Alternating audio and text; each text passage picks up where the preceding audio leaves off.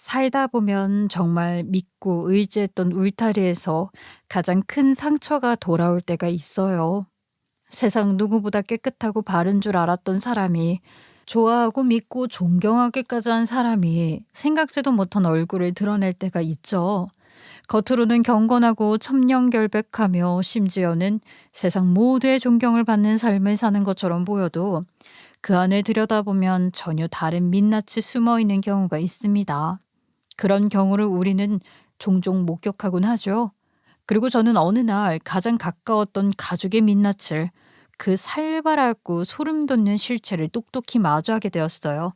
오늘 저는 그 이야기를 해드리려고 합니다. 지금부터 시작해 볼게요. 어린 시절 저희 아빠는 버스 기사로 새벽마다 차고지로 출근하셨고요. 엄마는 재래시장에서 작은 분식집을 운영하시며 하루하루를 버티셨어요. 집안 형편은 늘 빠듯했지만 부모님은 묵묵히 일하시며 저희 남매를 키우셨죠. 저에게는 2살이 어린 남동생이 있었는데, 남동생은요, 태어날 때부터 심장이 약해서 여러 차례 수술을 해야 했고 입원도 자주 했어요. 남동생 앞으로 들어가는 병원비가 만만치 않아서 아빠 엄마는 늘 허리띠를 졸라매야 했고, 전 어린 마음에도 동생 걱정에 늘 마음이 무거웠거든요. 엄마는 분식집에서 하루 종일 튀긴 기름 냄새를 뒤집었으며 일하다가도요, 저녁이면 병원으로 달려가 동생 옆을 지키셨고, 아빠는 버스 운전 끝내고 곧장 병실로 와서 잠깐이라도 동생 손을 잡아주셨어요. 밤새 산소호흡기에 의지해 힘겹게 숨을 쉬는 동생을 보면서 전 늘 불안했어요. 혹시라도 동생이 다시는 눈을 뜨지 못하면 어쩌나? 아직 너무 어린데 저 아이가 훌쩍 떠나버리면 어쩌나 하는 두려움이 가시질 않았죠. 엄마, 호진이는 언제쯤 괜찮아질까? 이번 수술만 잘 받으면은 나을 거야. 너무 걱정하지 마. 그치만 저번에도 수술했잖아. 왜 자꾸 이러는 거야? 정말 괜찮은 거지, 엄마? 응? 저는 학교에서 돌아오면 엄마 가게에서 설거지를 거들기도 했고요. 병원에 가면 동생의 체온계를 챙기고 물수건을 적셔 이마에 얹어주며 조금이라도 도움이 되고 싶었어요. 친구들이 반가운 놀이터에서 뛰어놀 때 저는 혼자 가게에서 숙제를 하거나 병원 대기실 의자에 앉아 깜빡 잠드는 일도 많았죠. 하지만 아무리 도와도 아무리 바라고 또 바라도 근본적으로는 엄마 아빠의 짐을 덜 수 없다는 사실에 늘 마음이 무거웠어요. 부모님도 저한테 말은 안 하셔도 아마 엄청 힘드셨을 거예요. 돈도 돈이지만 심적으로 얼마나 지치셨겠어요. 가족이 모두 힘겨웠던 그때 우리 가족을 붙잡아 준 건 다름 아닌 저희 동네 작은 교회 목사님이셨는데요. 작은 개척교회였고 당시 목사님은 참 선하고 따뜻한 분이셨는데, 형편이 어려운 우리 집을 위해서 본인 사비를 털어 여러 차례 봉투를 슬쩍 쥐어주셨고, 동생이 입원했을 때는 병원에 직접 찾아와서 기도도 해주고 병원비도 일부 도와주셨어요. 신도들에게 우리 사정을 얘기해 모금도 받게 해주셨죠. 아휴, 목사님, 이렇게까지 신경 써주시니 뭐라고 감사 인사를 드려야 할지 모르겠어요. 감사 인사는 필요 없어요. 어려운 이웃을 돕는 게 당연한 거지요. 호진이가 얼른 건강을 되찾길 바랄 뿐입니다. 저희가 꼭 갚겠습니다. 언젠간 형편 나아지면 꼭 은혜에 보답하겠습니다. 그런 생각 안 하셔도 됩니다. 하나님 은혜로 서로 돕는 거니까요.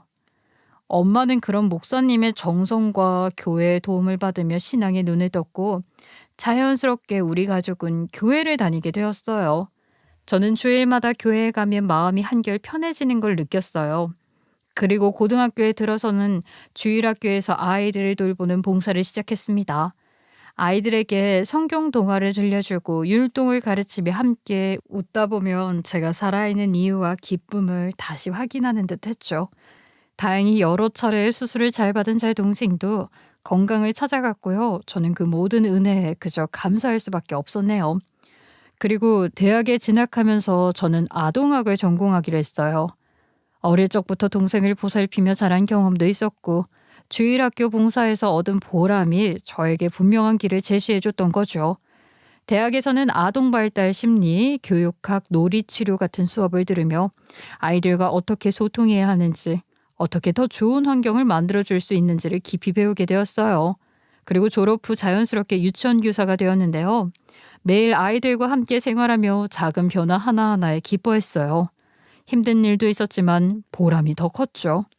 아이들이 처음엔 울면서 등원을 하다가 제 손을 잡고 웃으며 들어올 때, 그리고 한 글자씩 따라 읽던 아이가 혼자 책을 읽을 때, 제가 힘들어 보인다며 땀을 닦아줄 때, 아이들의 그 작은 성장들이 저를 감동시켰고 힘들어도 견디게 하는 힘이 되어줬죠.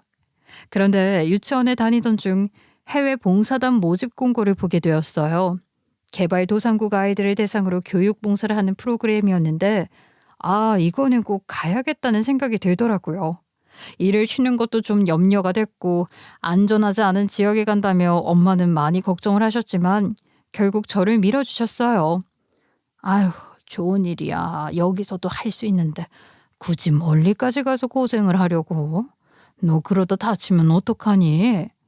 괜찮아. 젊을 때 아니면 못 해보는 경험이잖아. 엄마, 나 꼭 다녀오고 싶어. 그래, 우리 딸을 어떻게 말려? 젊을 때 그런 경험 못하면 두고두고 아쉽지. 대신에 너 몸은 꼭 챙겨야 한다. 엄마, 걱정 마세요. 건강 잘 챙기면서 할게. 그렇게 저는 6개월간 동남아시아 한 작은 시골 마을로 떠났어요. 그곳은 전기가 자주 끊기고 교실이라 해봤자 대나무로 얼기설기 지은 판잣집 정도밖에 없었는데요. 아이들은 맨발로 뛰어다녔고 과자 하나, 연필 한 자루에도 눈이 반짝였어요.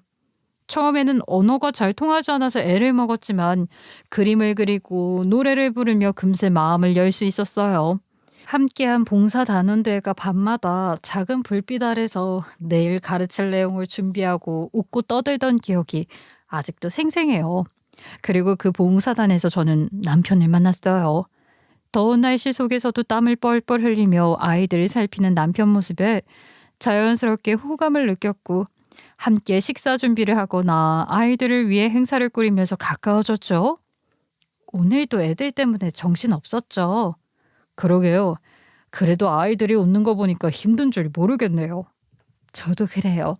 아이들이랑 있으면 하루가 금방 가요. 봉사단이 끝나고 한국으로 돌아온 뒤에도 저희는 연락을 이어갔고 곧 연애로 발전하게 되었어요. 남편을 처음 부모님께 인사시켰을 때 아빠 엄마는 무척 안도를 하셨어요. 믿음이 있는 집안이면 우리가 더 이상 바랄 게 없지. 앞으로도 서로 존중하면서 잘 살아라. 장인어른 장모님 말씀처럼 믿음 안에서 은혜롭게 살아가겠습니다. 그래, 우리 딸에게 든든한 사람이 되어줘 고맙네. 시부모 두 분 역시 처음 본 순간부터 저를 따뜻하게 맞아주셨어요. 믿음이 깊은 아이를 며느리로 맡게 되니 참 감사하다. 그래, 우린 처음부터 마음에 들었어. 얼굴 표정부터 친실되고 따뜻하니 축복된 결혼 되겠다. 감사합니다. 부족하지만 열심히 하겠습니다. 부족하다니. 그런 소리 하지 마라. 이미 우린 가족이다. 맞아요, 새언님. 우리 집에 온 걸 환영해요. 특히나 시아버지는 목사로서 교인들 사이에서 존경받는 분이었기에 저는 그런 집안의 며느리로 들어가게 된 걸 감사하게 여겼어요. 결혼 후에도 자연스럽게 시아버지의 교회에 출석하며 신앙생활을 이어갔고, 주말마다 함께 예배드리며 서로를 격려하는 일상이 아주 당연해졌죠. 결혼한 뒤에도 저는 물론 유치원 교사로 꾸준히 일했어요. 아이를 낳고 육아 일을 병행하느라 힘든 날도 많았지만 이 교사라는 직업이 주는 보람은 그런 힘듦을 덮을 만큼 컸죠. 오늘은 또 늦게 들어왔네. 하루 종일 애들이랑 씨름했지. 오늘은 새로 들어온 아이가 울어서 하루 종일 안고 있었어. 팔이 다 저려. 그래도 표정은 환하네. 역시 당신은 애들이랑 있을 때 제일 행복해 보인다. 아이들이 조금씩 변하는 거 보면 진짜 감동이다. 힘들어도 버틸 수 있어. 그렇게 시간이 쌓이고 결혼한 지 10년쯤 되었을 때 제가 다니던 유치원 원장님이 은퇴 의사를 밝히셨어요. 오래 함께 일해온 분이셨는데 어느 날 저를 따로 부르더니 차분한 목소리로 말씀을 하시더라고요. 서쌤, 이제 내가 손을 놓아야 할 때가 된 것 같아. 원장님 아직 거뜬하신데요. 아이들도 선생님을 너무 좋아하는데 너무 아쉬워요.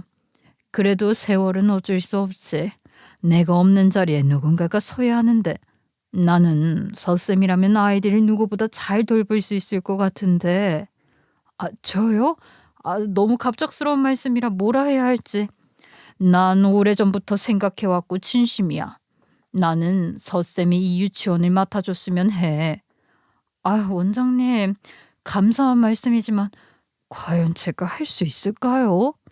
할 수 있어. 내가 오랫동안 지켜봤잖아. 서쌤은 분명히 잘 해낼 수 있는 사람이야.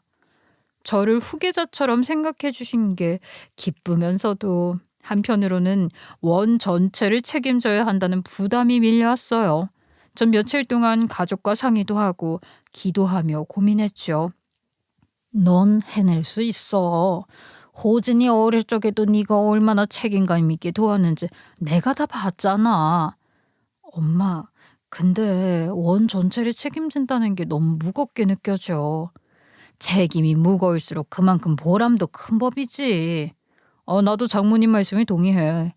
당신은 준비된 사람이야. 내가 옆에서 도울 테니까 한번 해봐. 결국 오랜 시간 아이들과 함께 쌓아온 경험을 떠올리며 가족들의 응원을 받아 결심을 하게 되었죠. 그렇게 원장 자리를 물려받자 처음에는 서류와 회계부터 각종 행정 업무까지 쏟아지는 일들에 정신이 없었어요. 교사들 사이에서 리더십을 세우는 것도 학부모들을 상대하는 일도 어느 하나 쉽지 않았지만 매일 아침 교실에 들어가 아이들이 환하게 웃으며 인사하는 모습에서 힘을 얻었죠. 아이들의 눈빛 하나, 웃음소리 하나가 저를 버티게 했고요. 운영의 흐름을 조금씩 익히면서 교사들과 협력해 새로운 프로그램들을 도입하기 시작했어요. 방과 후 음악 수업이나 부모 참여 프로그램을 기획하면서 유치원이 더 활기를 띠기 시작했죠. 원장님, 이렇게 새 프로그램을 도입하니까 부모님들 반응도 좋아요. 그래요? 다행이네요. 다 선생님들 덕분이에요. 함께 힘 모아줘서 고마워요. 원장님이 방향을 잘 잡아주시니까 저희도 힘이 납니다. 유치원은 점차 자리를 잡아갔고 몇 년 동안은 큰 문제 없이 무사히 지냈어요. 원 운영에도 자신감이 붙고 교사들과의 호흡도 잘 맞아가던 시기였죠. 그런데 사건은 정말 생각지도 못한 순간에 터졌어요. 문제의 그날은 제가 일이 있어 잠시 유치원을 비운 날이었는데요. 교사들 다 잘해주고 있고 아이들도 문제였고 평소 성실하고 꼼꼼하기로 소문난 베테랑 교사도 있고 해서 저는 크게 걱정은 안 하고 자리를 비웠어요. 그런데 하필 그날 일이 터진 거예요. 수업 도중 한 아이가 집중을 하지 않고 계속 돌아다니자 그 교사가 순간적으로 목소리를 높이며 팔을 거칠게 잡아 끌어 자리에 앉힌 일이 있었던 거죠. 처음엔 별일 아닌 듯 넘어갈 수도 있는 상황처럼 보였지만 그게요, 예상치 못한 문제로 번졌던 겁니다. 아이 팔을 본 학부모가 뭔가 이상하다고 생각해 무슨 일이 있었는지 확인하겠다며 CCTV 영상을 요구했고요. 결국 해당 장면을 찾아 보여드릴 수밖에 없었어요. 정말 죄송합니다. 제가 자리에 없었고 저희 선생님도 순간적으로 대응을 잘못했습니다. 애가 집에 와서 팔이 아프다고 하길래 보니까 멍자국이 있으니까 내가 얼마나 놀랐겠어요? 에? 유치원에서 이런 일이 있었다니. 이래서는 어떻게 애를 맡겨요? 예, 얼마나 놀라셨겠어요. 다시 한번 너무 죄송합니다. 다시는 이런 일이 발생하지 않도록 모든 방법을 강구하겠습니다. 죄송합니다. 저도 너무 스트레스가 쌓이다 보니까 순간적으로 감정을 조절하지 못했습니다. 다시는 이런 실수하지 않겠습니다. 그 말을 믿고 맡겨도 될지 모르겠네요. 아이한테 상처가 남으면 어쩌실 거예요? 애한테 트라우마라도 남으면 책임지실 거냐고요? 우리 애한테 무슨 탈이라도 나봐. 내가 그냥 넘어갈 줄 알아? 책임은 전적으로 저한테 있습니다. 끝까지 책임지고 보살피겠습니다. 하지만 사과로 문제는 끝나지 않았어요. 학부모가 해당 영상과 함께 장문의 글을 학부모 단톡방에 올리면서 파장이 시작된 거예요. 애를 이렇게 잡아끄는 게 정상인가요? 원장님 믿고 맡겼는데 너무 실망이네요. 단톡방은 순식간에 불타올랐고 그 캡처 화면은 곧 지역 맘카페까지 퍼졌어요. 순식간에 수백 개의 댓글이 달리며 논쟁이 커졌고 믿음으로 운영한다더니 아이들을 다루는 게 저렇게 거칠다. 저 원장도 알면서 방치한 거 아니냐 같은 말들이 쏟아졌죠. 저는 사태가 걷잡을 수 없이 커지자 서둘러서 학부모들을 불러 모아 다시 한번 공개적인 사과를 드렸어요. 제가 자리에 지키지 못한 게 잘못입니다. 평소 믿고 맡겼던 교사가 잠시 순간적으로 대응을 잘못했고 원장으로서 무거운 책임을 느낍니다. 정말 죄송합니다. 정말 죄송합니다. 제 감정을 조절하지 못했습니다. 다시는 이런 일이 없도록 하겠습니다. 해당 교사 역시 눈물을 글썽이며 무릎을 꿇고 용서를 구했지만 이미 불신이 생긴 이상 쉽게 수습되지는 않았어요. 저는 사태 수습에 들어갔고 곧바로 교사들의 스트레스와 부담을 줄이기 위한 대책도 마련을 했죠. 교사를 추가 채용해 한 반에 2명이 들어가도록 조정을 했고요. CCTV 전면 공개와 정기적인 상담을 통해 학부모들이 안심할 수 있도록 개선책을 약속했죠. 앞으로 모든 반에 교사를 2명씩 배치하겠습니다. 선생님들의 부담을 줄여서 이런 일이 다시는 없도록 하겠습니다. 그리고 CCTV를 전면 공개하고 정기적으로 부모님들과의 상담 자리를 마련하겠습니다. 저희가 숨길 게 없다는 걸 보여드리겠습니다. 그렇게 약속을 드렸지만 이미 맘카페를 통해 퍼져나간 논란은 쉽게 사그라지지 않았어요. 댓글은 점점 더 공격적으로 바뀌었고 심지어 저런 곳에 아이를 계속 보내느니 차라리 다른 유치원으로 옮기겠다는 말까지 나오면서 실제로 원을 그만두는 아이들까지 생겼어요. 오늘 또 몇 명이 그만둔다고 통보 왔다며? 당신 괜찮아? 괜찮을 리가 있겠어. 아이들 얼굴이 떠올라서 잠을 못 자겠어. 당신 잘못 아니잖아. 교사도 실수한 거고 당신은 바로 대책 마련했잖아. 원장은 곧 원 그 자체잖아. 내가 책임져야 하는 자리인데 부모님들 믿음을 잃으면 다 무너지는 거지. 그래도 당신은 끝까지 최선을 다하고 있잖아. 진심은 결국 전해질 거야. 저는요 밤마다 기도를 하며 마음을 다잡았어요. 그래도 저를 믿어준 학부모들과 아이들 덕분에 사건은 조금씩 잠잠해지고 일상을 되찾아가고 있던 어느 날 불씨는 또 전혀 예상치 못한 곳에서 다시 타올랐어요. 전 몰랐는데 알고 보니까 우리 유치원에 다니는 아이 중 한 명의 할아버지가 지역구에서 꽤 영향력 있는 정치인이었더라고요. 그런데다 그분은 오래전부터 저희 시아버지가 목회하는 교회의 교인이었고 시부모와도 아주 가까운 사이였어요. 평소 교회 행사에도 적극적으로 참여하고 교인들 사이에서 영향력도 상당한 인물이었죠. 그런데 본인 손주가 다니는 유치원에서 이런 논란이 터졌으니 그냥 넘어갈 리가 없었죠. 결국 직접 시아버지를 찾아와 불편한 기색을 드러냈다고 하더라고요. 아이 목사님, 어떻게 목사님의 며느리가 운영하는 유치원에서 이런 일이 일어날 수 있습니까? 애가 완전히 교회 이름도 함께 욕을 먹는 겁니다. 제가 교회와 목사님을 존경하는 마음이 크니까 말씀을 드리는 거예요. 이런 일 다시는 없도록 하셔야 할 겁니다. 아이고 뭐라 드릴 말씀이. 제 손자분은 괜찮으십니까? 내가 우리 손자 하나만 갖고 하는 얘기가 아니에요. 그 일이 있는 직후 시어머니는 저를 불러 목소리를 높였죠. 너 때문에 교회 체면이 말이 아니다. 하나님의 일을 한다는 집안에서 이런 소리가 나오면 어떻게 하니? 우리가 얼굴을 들고 다닐 수가 없어. 어머니, 저도 정말 죄송합니다. 제가 책임지고 바로잡으려고. 네가 뭘 바로잡아? 이미 다 퍼진 소문인데 사람들이 뭐라고 하겠니? 목사 집안 며느리가 애들을 저렇게 다룬다고 수군대면은 결국 우리 집안에만 먹칠하는 거야. 그래. 내가 교인들 앞에 무슨 나처를 서야 하냐. 억울했지만 그 순간 아무 말도 할 수가 없었어요. 저는 나름대로 최선을 다했는데 제 모든 노력이 하루아침에 무너져 내리는 것 같았죠. 사실 시부모 2분은 직접 그런 말을 들으셨고 저는 사정을 모르니 어쩔 수 없다 싶기도 했어요. 그런데 시부모 반응은 그렇다 쳐도 정작 제 마음을 더 아프게 한 건 남편의 태도였네요. 괜히 억울하다 어쩌다 소리 말고 그냥 조용히 넘어가. 아버지 목회일에 흠집이라도 나면 우리 집안은 망신이라고. 뭐라고? 지금 당신 와이프는 이 상황에서 버티려고 발버둥 치고 있는데 당신 입에서 나오는 말이 그거야? 지금 중요한 게 당신 체면이 아니잖아. 아버지 교회에 피해만 안 가게 해. 내가 내 체면 지키려고 이러는 거야?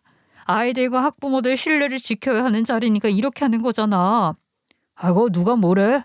근데 일이 너무 커졌잖아. 당신 때문에 아버지 교회에도 먹칠하게 생겼으니까 그냥 입 다물고 가만히 있어. 그게 최선이야. 그 순간요. 남편이 너무 낯설게 느껴졌어요.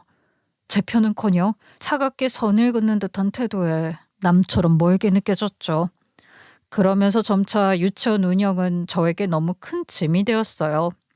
사건이 터지고 난 뒤 원장으로서 책임감은 더욱 무겁게 느껴졌는데 설상가상으로 그 무렵 코시국까지 겹치면서 상황은 급격히 악화됐죠. 원 운영은 빠듯해졌고 직원들 급여조차 제때 주기 힘든 날이 이어졌어요.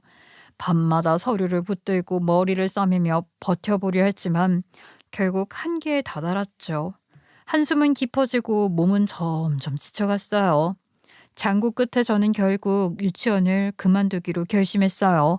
그런데 그 과정에서 소문이 좋지 않게 돌기 시작한 거예요. 코시국 때문에 원이 흔들리던 시점에 교사 2명이 먼저 자리를 옮겼는데 그걸 두고 내부 분위기가 엉망이라 교사들도 못 버티고 떠났다더라 하는 이야기가 돌았던 거죠. 우리 애 다니던 반 담임이 갑자기 옮겼다던데 내부 사정이 그렇게 안 좋은 거예요? 듣자하니 원장님이랑 사이도 안 좋고 뭐 별별 얘기가 많던데. 그러게요. 괜히 애들한테까지 영향 가는 거 아니냐 걱정돼요. 그런 건 아닙니다. 선생님 개인 사정 때문에 이동하신 거예요. 근데 왜 자꾸 이런저런 얘기들이 들리는 거죠? 사실과는 거리가 먼 얘기입니다. 제가 책임지고 바로 잡겠습니다. 하지만 소문은 꼬리에 꼬리를 물고 커져만 갔어요. 일부 학부모들 사이에서는 운영이 어려워지자 원에서 받은 지원금을 제대로 쓰지 않았다는 말도 안 되는 추측성 루머까지 퍼졌어요. 사실과는 전혀 다른 이야기였지만 한 번 퍼진 말은 걷잡을 수 없이 번져나갔죠. 그리고 그 소문은 결국 시가 쪽 귀에도 들어갔어요. 시어머니는 저를 볼 때마다 아주 눈살을 찌푸리며 코웃음을 쳤고요. 어느 날은 시부모 대화를 엿듣게 됐는데요. 애미가 뭘 한다고 나섰다가 괜히 교회까지 욕을 먹인다니까. 괜히 며느리 원장 시켜놔서 에이 이런 꼴을 당하네. 그냥 교사로만 있게 될 걸 그랬어. 그러게 말이야. 그게 욕심이지 뭐. 아유 목사님 괜히 우리한테까지 불똥 튀는 거 아닌가 몰라. 시가에 갔다 문 뒤에서 그 말을 듣고 서 있자니 가슴이 철렁 내려앉는 것 같았어요. 저를 믿고 응원해 줄 줄 알았던 시부모가 사실은 제 실패를 교회 망신으로만 여기고 있다는 사실이 너무나도 서글펐습니다. 남편 역시 제 편은 아니었어요. 남편은 남편대로 자기 일하느라 바쁘다며 틱틱대기만 했고 정작 제가 무너져가는 순간에는 옆에 있어주지 않았거든요. 아우 정말 어떻게 해야 될지 모르겠다. 사람들이 막 없는 얘기 지어내고 어머님 아버님도 나만 탓하시고 그래서라니? 그래서 내가 뭐 어떻게 주길 바라냐고. 나도 지금 회사 일로 정신없다. 당신 어리광 받아줄 여유 없다고. 어리광? 당신 귀엔 내 얘기가 그냥 어리광이야? 난 현실적으로 생각하는 거야.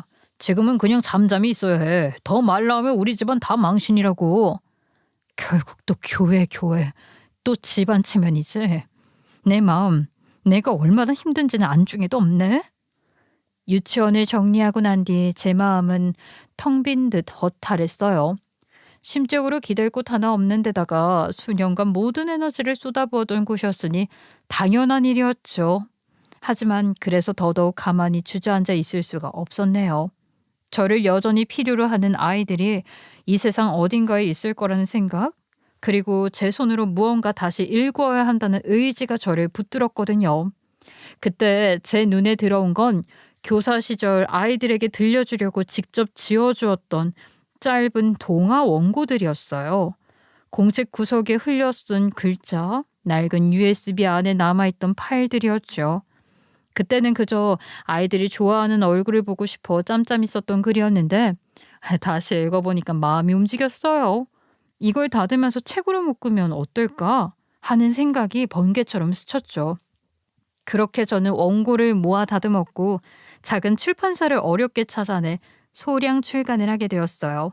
뭐 초반 판매는 형편없었죠. 책방 구석에 먼지 사이드 쌓여있는 책들을 보고 있자니 좀 허탈하기도 했지만 그래도 포기하고 싶지는 않았어요. 누군가는 읽어줄 거라는 믿음에 제 안에 남아있었거든요. 그렇게 몇 권의 책을 펴내던 몇 년 사이 제 삶에도 여러 가지 큰 사건들이 이어졌습니다. 시아버지가 갑자기 쓰러지시면서 집안이 난리가 났거든요. 병원에서 급히 연락을 받았을 때 남편과 저는 황급히 달려갔죠. 아버지 정신 좀 차려보세요. 김 목사님 제발 눈 좀 떠봐요. 다행히 목숨은 건지셨지만 시아버지는 결국 휠체어 신세가 되셨어요. 그때부터 시어머니는 저를 맨날 불러서 앉혀놓고 노골적으로 말을 꺼냈어요. 네가 좀 더 자주 와서 아버지 돌봐야 하지 않겠니? 집안 며느리로서 그 정도는 해야지. 저도 그러고 싶은데 죄송해요 어머님. 저 지금 책 마감도 있고 강의 준비도 있어서. 뭔 책? 뭘 팔리지도 않은 책을 쓰겠다고 오바를 해. 네가 쓴 책이 밥을 먹여주냐? 뭐하냐? 가정이 먼저지. 어머님, 이젠 책이 제 일이고 제 삶이에요. 제가 이걸 붙들고 살아야.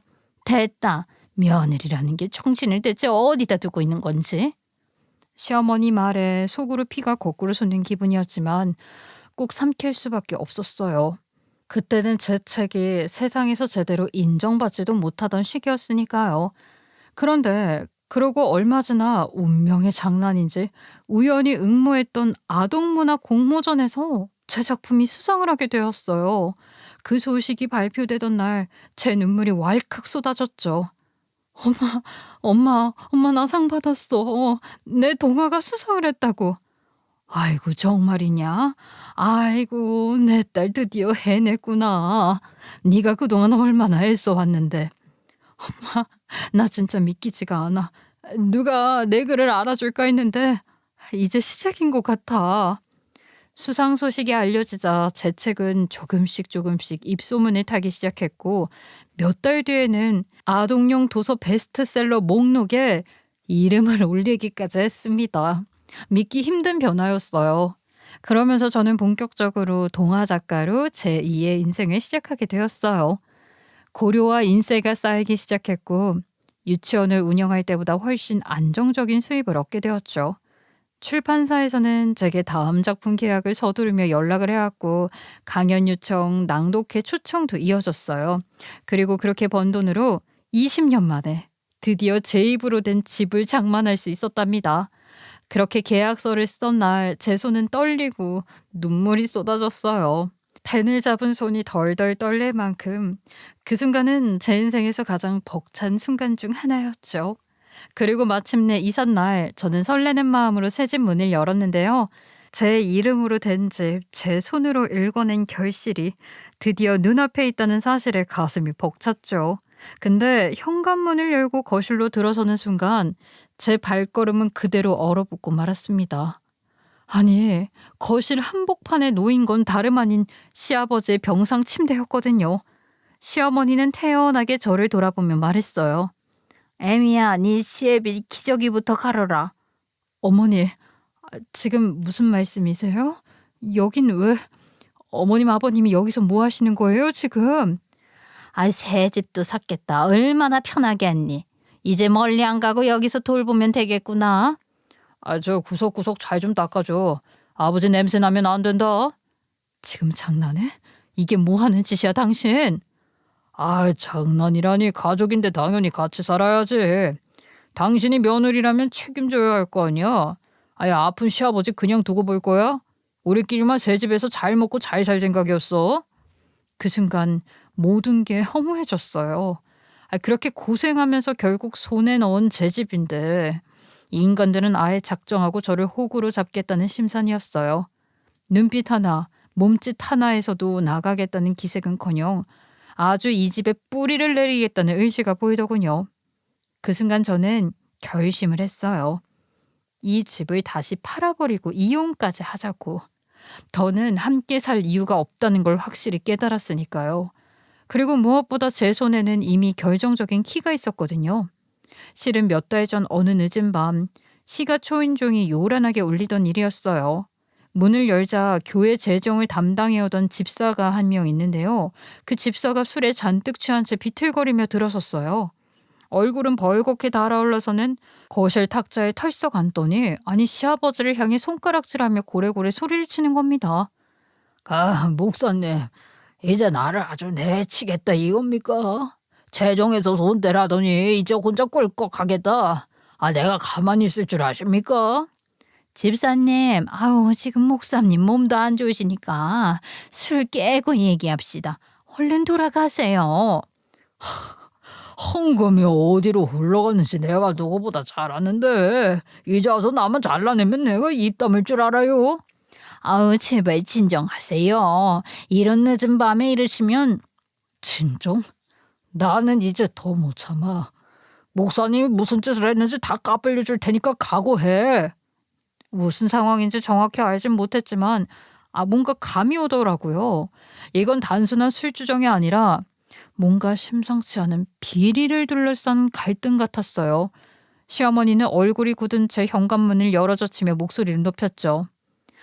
이 밤중에 무슨 소리예요. 얼른 나가세요.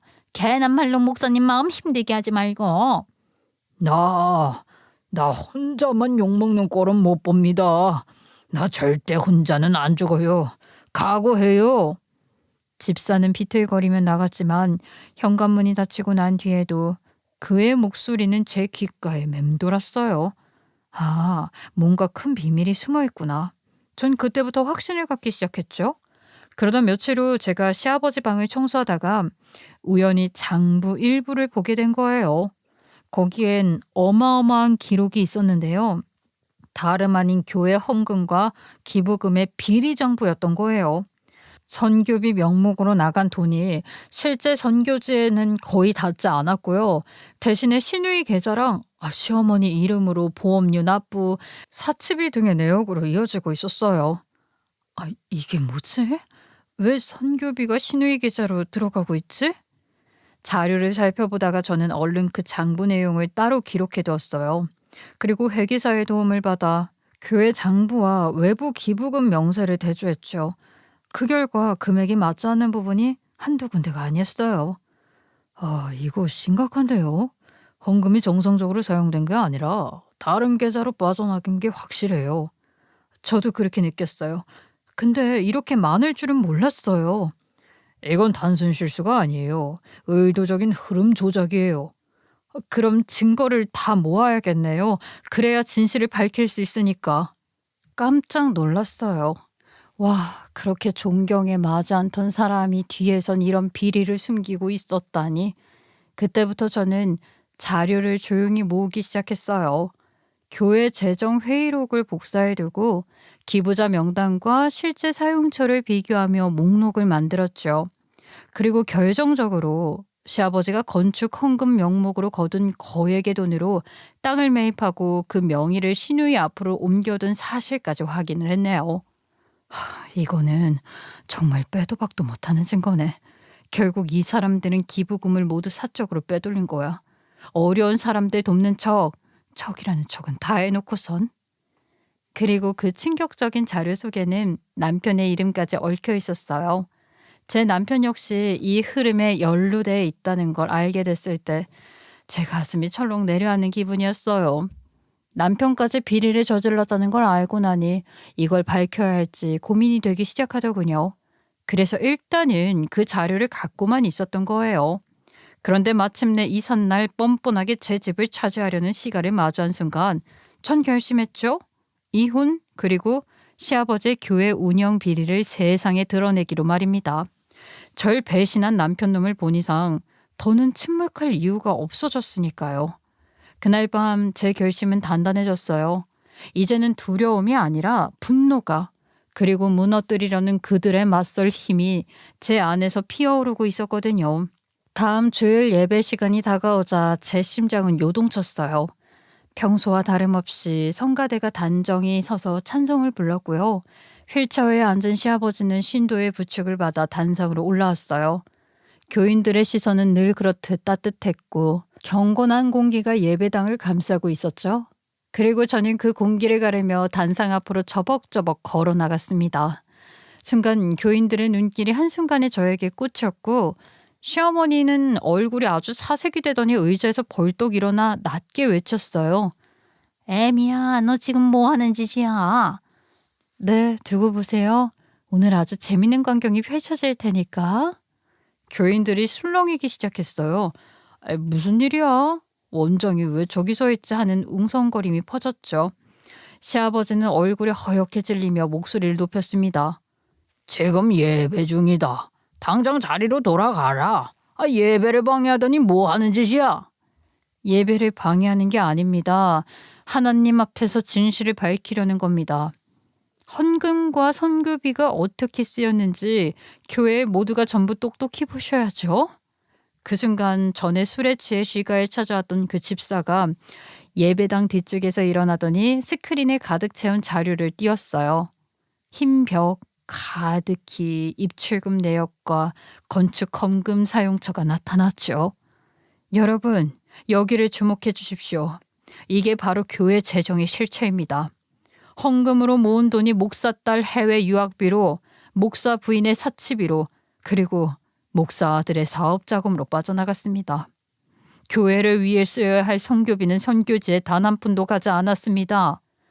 그 말이 떨어지자마자 교인들이 일제히 자리에서 벌떡 일어나 아수라장이 되었어요. 목사님, 이게 사실이에요? 이게 어떤 돈인데? 아끼고 아껴가며 피 같은 돈을 바친 건데.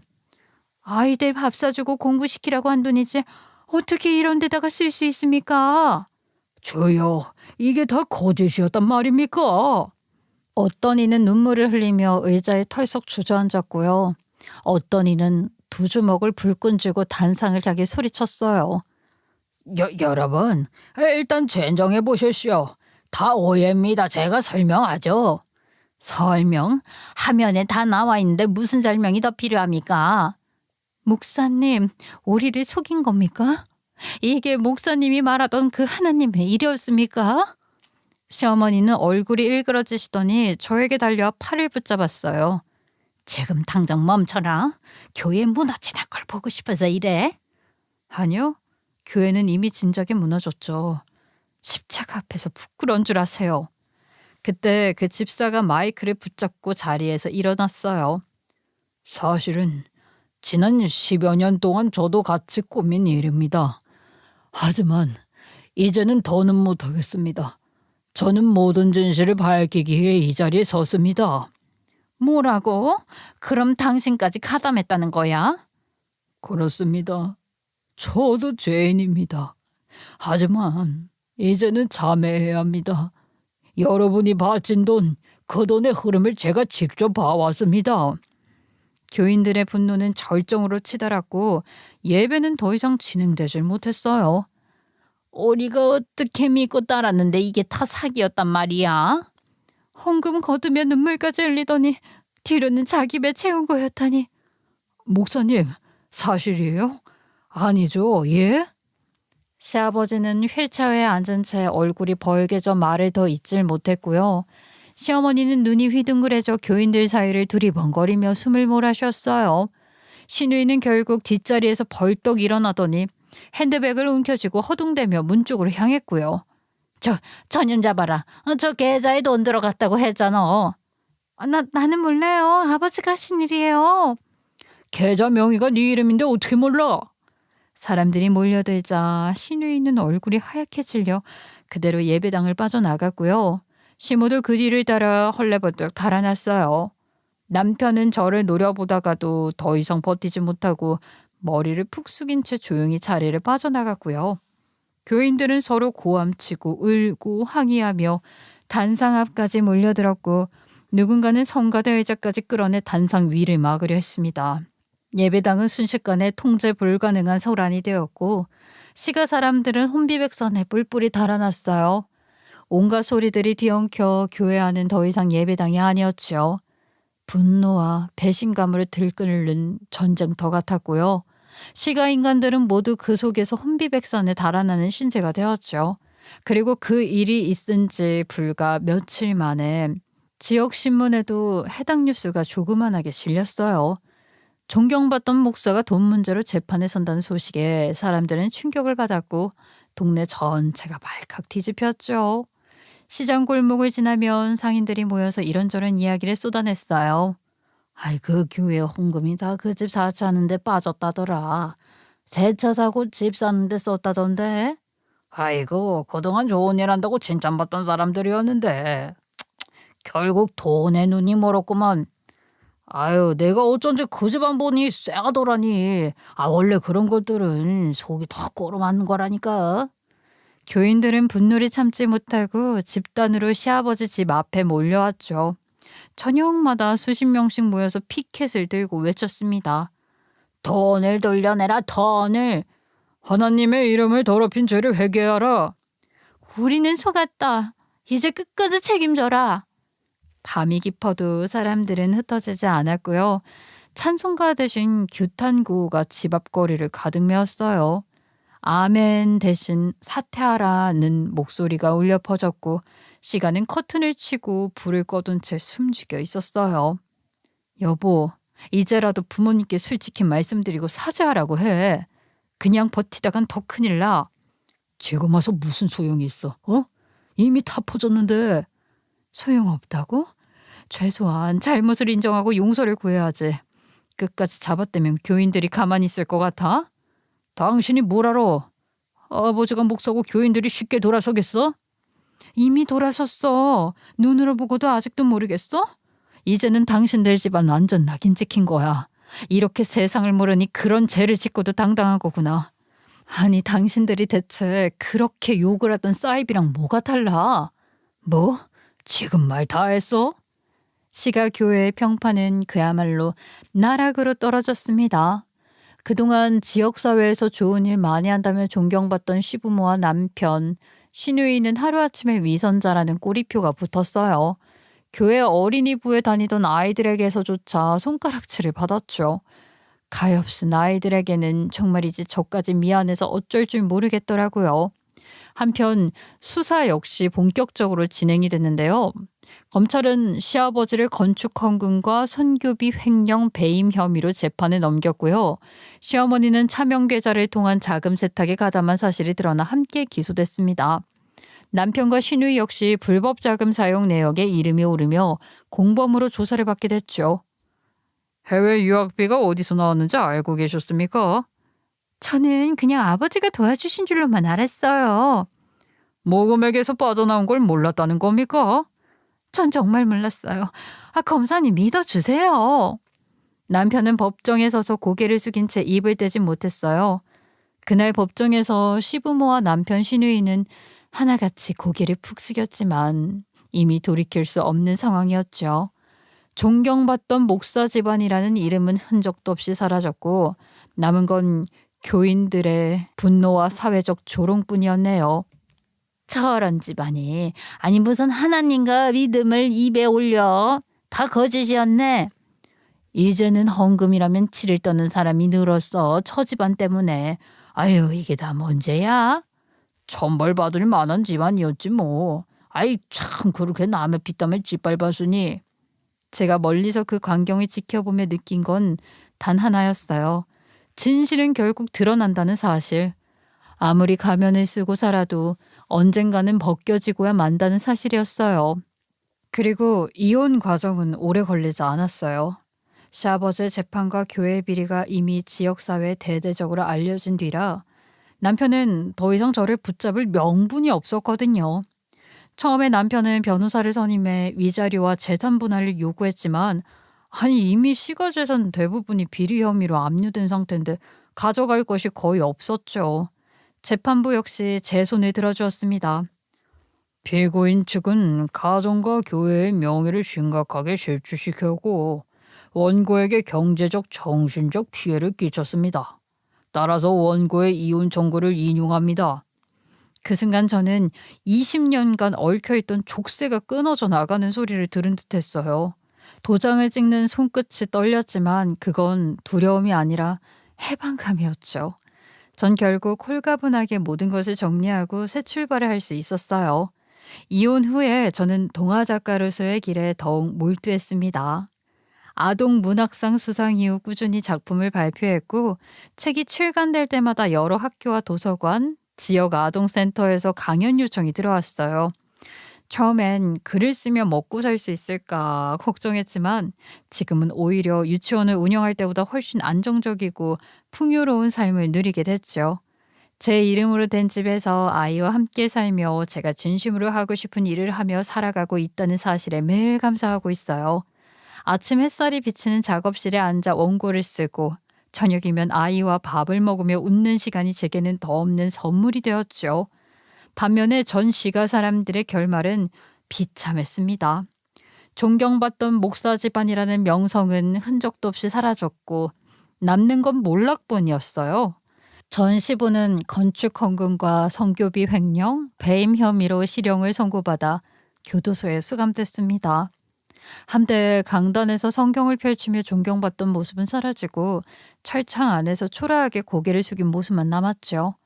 그리고 전 시어머니는 교회가 문을 닫고 난 뒤 이웃들로부터 손가락질을 받으며 지내다가 결국 병을 얻어 시름시름 앓는다는 소문을 들었어요. 전 남편은 이혼 후 하던 사업을 말아먹고 여기저기로 떠돈다고 들었습니다. 한때는 교회 청년부의 리더로 집안의 후계자로 주목받던 사람이었지만 이제는 누구도 믿지 않고 어디에도 뿌리 내리지 못하는 신세가 된 거예요. 그리고 전 시누이는요, 해외 유학 자금 출처가 드러나면서 사회적으로 매장돼 결국 돌아올 곳을 잃고 다시 외국으로 나가 인연을 끊고 살고 있다는 얘기를 들었죠. 그렇게 위선과 욕심으로 가득했던 집안은 망신과 몰락으로 끝나고 말았습니다. 마치 제가 쓰는 어린이 동화의 권선징악의 결말을 맞은 거죠. 저는 지금 동화를 통해 아이들에게 용기와 희망을 전하며 살아가고 있는데요. 누군가에게는 작은 이야기일지라도 그 안에서 아이들이 웃음을 찾고 희망을 느낀다면 그것이야말로 제가 살아가는 이유라고 믿고 있어요. 얘들아, 네가 힘들 때 꼭 기억해야 할 게 있는데 너희 안에는 언제나 다시 일어날 수 있는 힘이 있다는 거야. 선생님, 그러면 저도 나중에 책 쓸 수 있을까요? 물론이지. 네가 마음을 담아 글을 쓴다면 누구든 작가가 될 수 있어. 저는 더 이상 위선에 휘둘리지 않고 스스로의 힘으로 일어선 삶을 살아가고 있습니다. 이제는 제 길을 걸어가며 그 길 위에서 만나는 모든 아이들에게 희망을 전하고 싶어요. 저는 쓰러져도 다시 일어날 수 있다는 걸, 무너져도 다시 웃을 수 있다는 걸 제 삶으로 보여주며 살아가고 싶어요. 저는 이번 일을 통해 어떤 이름이나 겉모습이 그 사람의 진실을 보장하지 않는다는 걸 뼈저리게 깨달았어요. 존경받는 자리에 권위를 가진 위치일수록 더 철저히 감시하고 질문해야 한다는 사실도 알게 됐고요. 이제 저는 더 이상 위선에 휘둘리지 않고 제 삶을 제 힘으로 지켜가려 합니다. 누구든 권력 뒤에 숨지 못하도록 눈뜨고 지켜보고 작은 부정이라도 외면하지 않는 삶을 살려고 해요. 그리고 오늘 제 이야기가 여러분에게도 주변을 다시 돌아보고 진짜 진실을 분별할 수 있는 계기가 되었길 바랍니다. 저의 긴 이야기 끝까지 들어주셔서 진심으로 감사드리며 여러분의 삶에 축복이 있기를 진심을 다해 기도드립니다. 고맙습니다.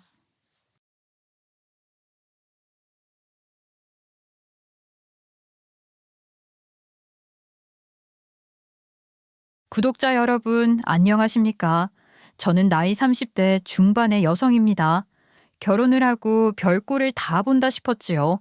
저는 친구도 없고 제가 어디 털어놓을 곳도 없어서 이곳을 찾아오게 되었습니다. 요즘 같이 발전을 한 세상에 저같이 사는 사람이 어디 있겠냐 싶은 사연일 수도 있겠네요. 하지만 어릴 때부터 정말 말도 안 되는 환경에 노출이 되어 핍박을 받고 억압을 받고 자랐다면 저 같은 삶을 사는 사람도 충분히 있을 수 있다는 것을 여러분들께 알려드리고 싶었습니다. 주변에 도움의 손길이 필요한 곳에 여러분들의 손이 닿길 바라며 제 사연을 시작하겠습니다. 저는 시골에서 자랐어요.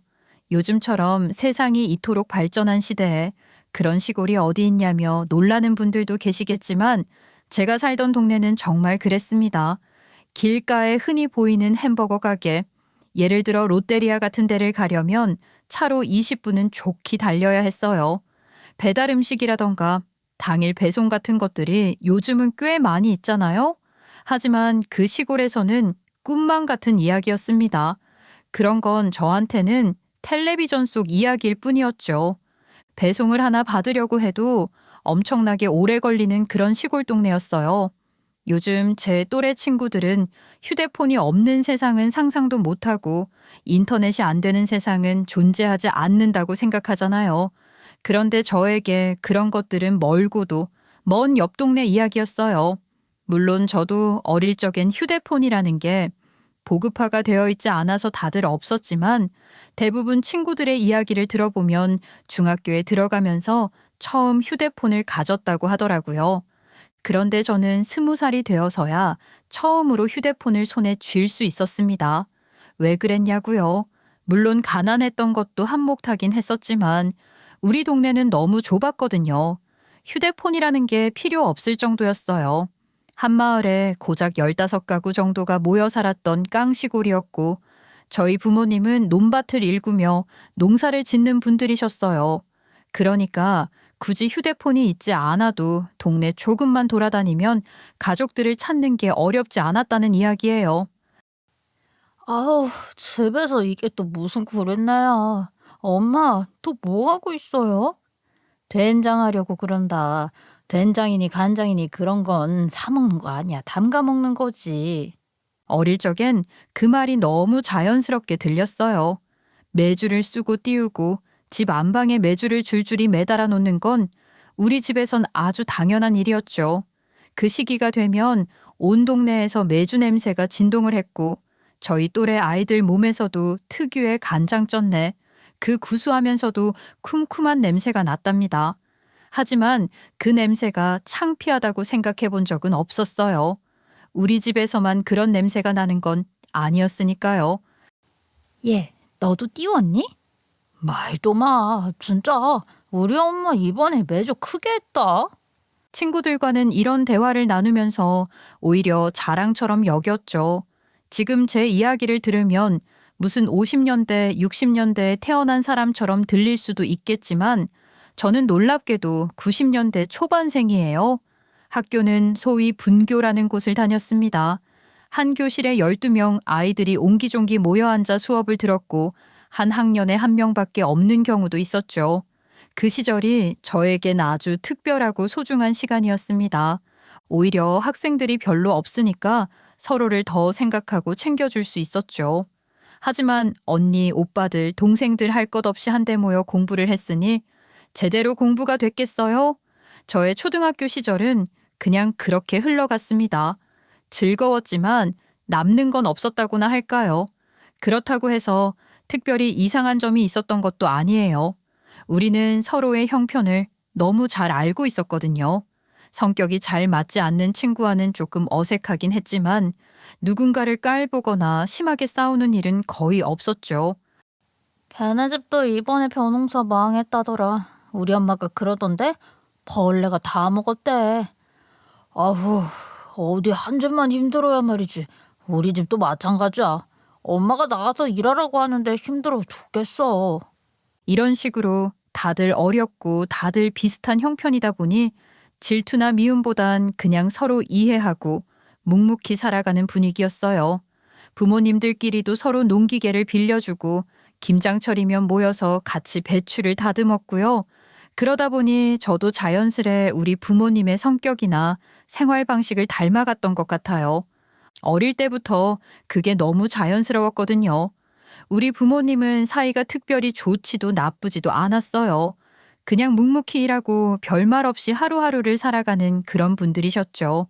엄마는 부산의 한 시골 마을에서 태어난 장녀셨습니다. 뱃 일을 하던 외할아버지 밑에서 어릴 적부터 허리가 휘도록 일을 하셨대요. 그러다 나이가 차서 땅이 좀 있다는 아버지와 선을 보고 결혼을 하게 되신 거죠. 그래도 개발되면 금방 도시처럼 바뀐다더라. 지금은 고생스러워도 나중엔 큰 돈 들어올 거라던데 그런 집에 시집을 간 게 낫지 않겠냐? 할아버지의 그 말 한마디에 엄마는 마음이 흔들리셨대요. 더 이상 뱃일은 하기 싫고 허리 펴고 살고 싶어서 땅 가진 남자와 결혼하면 인생이 바뀔 줄 알았던 거죠. 아마도 그 시절 어렵게 노동을 하면서 살았던 우리 엄마에게 아버지의 존재란 로또 같은 느낌이었을지도 모르겠어요. 돈으로 고통을 받았고 돈이 최고라고 생각을 했을 테니 땅이 팔리기만 하면 어마어마한 부자가 될 거라는 할아버지의 말은 엄마의 머릿속에 맴도는 말이 됐겠죠. 나도 이제는 좀 떵떵거리며 살고 싶더라. 매일 갯벌이나 밭에서 허리 끊어지게 일만 하다가 죽긴 싫었지. 엄마는 나중에 그렇게 제게 털어놓으셨어요. 그 심경을 말하는 엄마의 얼굴은 내가 믿을 것을 믿었어야지 하는 얼굴이었죠. 엄마는 그렇게 아버지에게 시집을 왔고 땅값이 오르기만 기다렸대요. 그런데 이게 웬일일까요? 옆 동네도 앞 동네도 다 개발이 되고 땅값이 치솟았는데 저희 아버지가 살던 그 둥그런 마을터 거기만 딱 개발 제외 지역으로 묶여버린 거예요. 그것도 모자라서 그 땅 근처에 쓰레기 처리장을 세운다는 이야기가 나와서 마을 사람들 모두 시위하고 아우성이었다고 하더라고요. 쓰레기 처리장을 세우면 당연히 땅값이 더 떨어지지 않겠어요? 아니, 세상에 어떻게 이럴 수가 있어?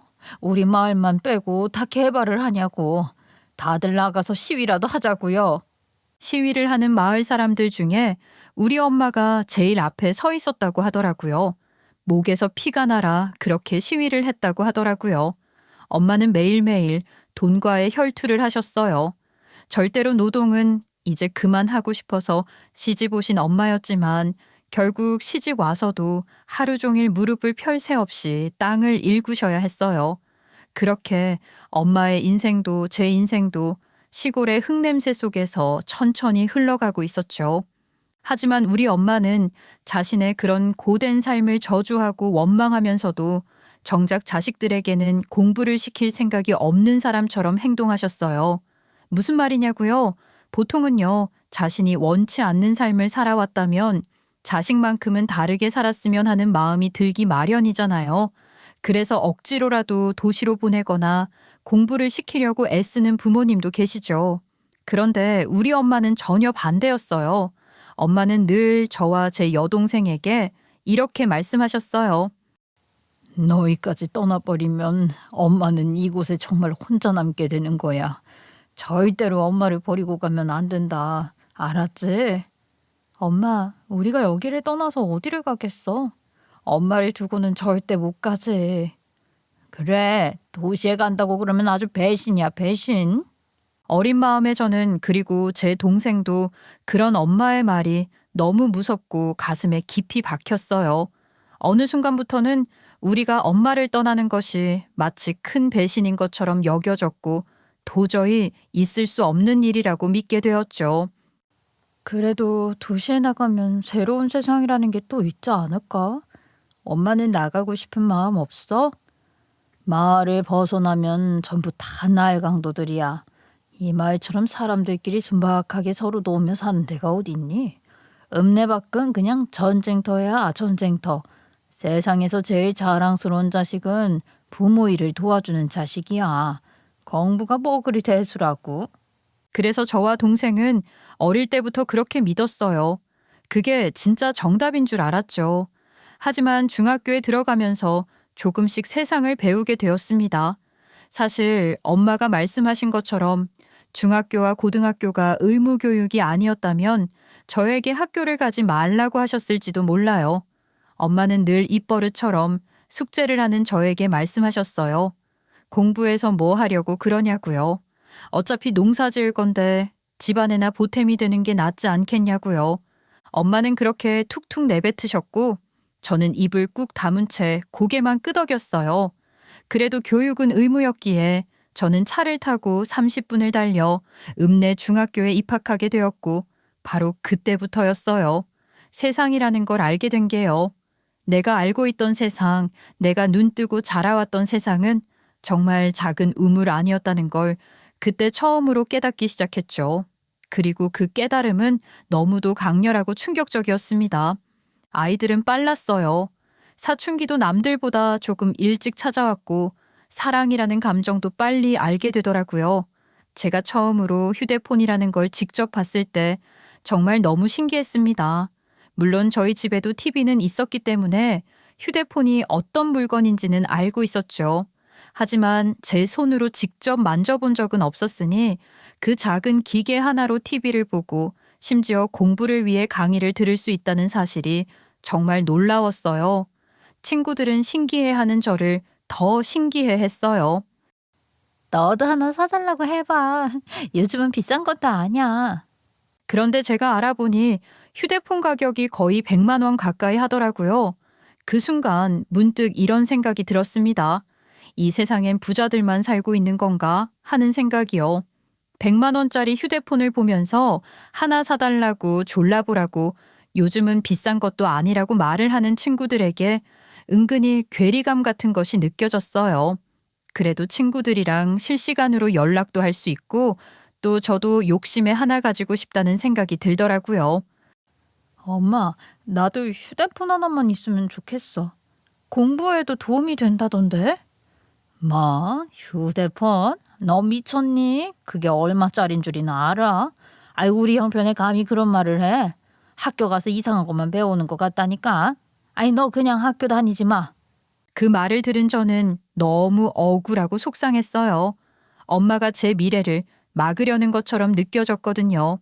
그때 처음으로 엄마의 말에 반발심이 들었습니다. 전자사전도 mp3도 없이 학교를 다녔던 저는 자연스레 또래 친구들과 어울리기 어려웠어요.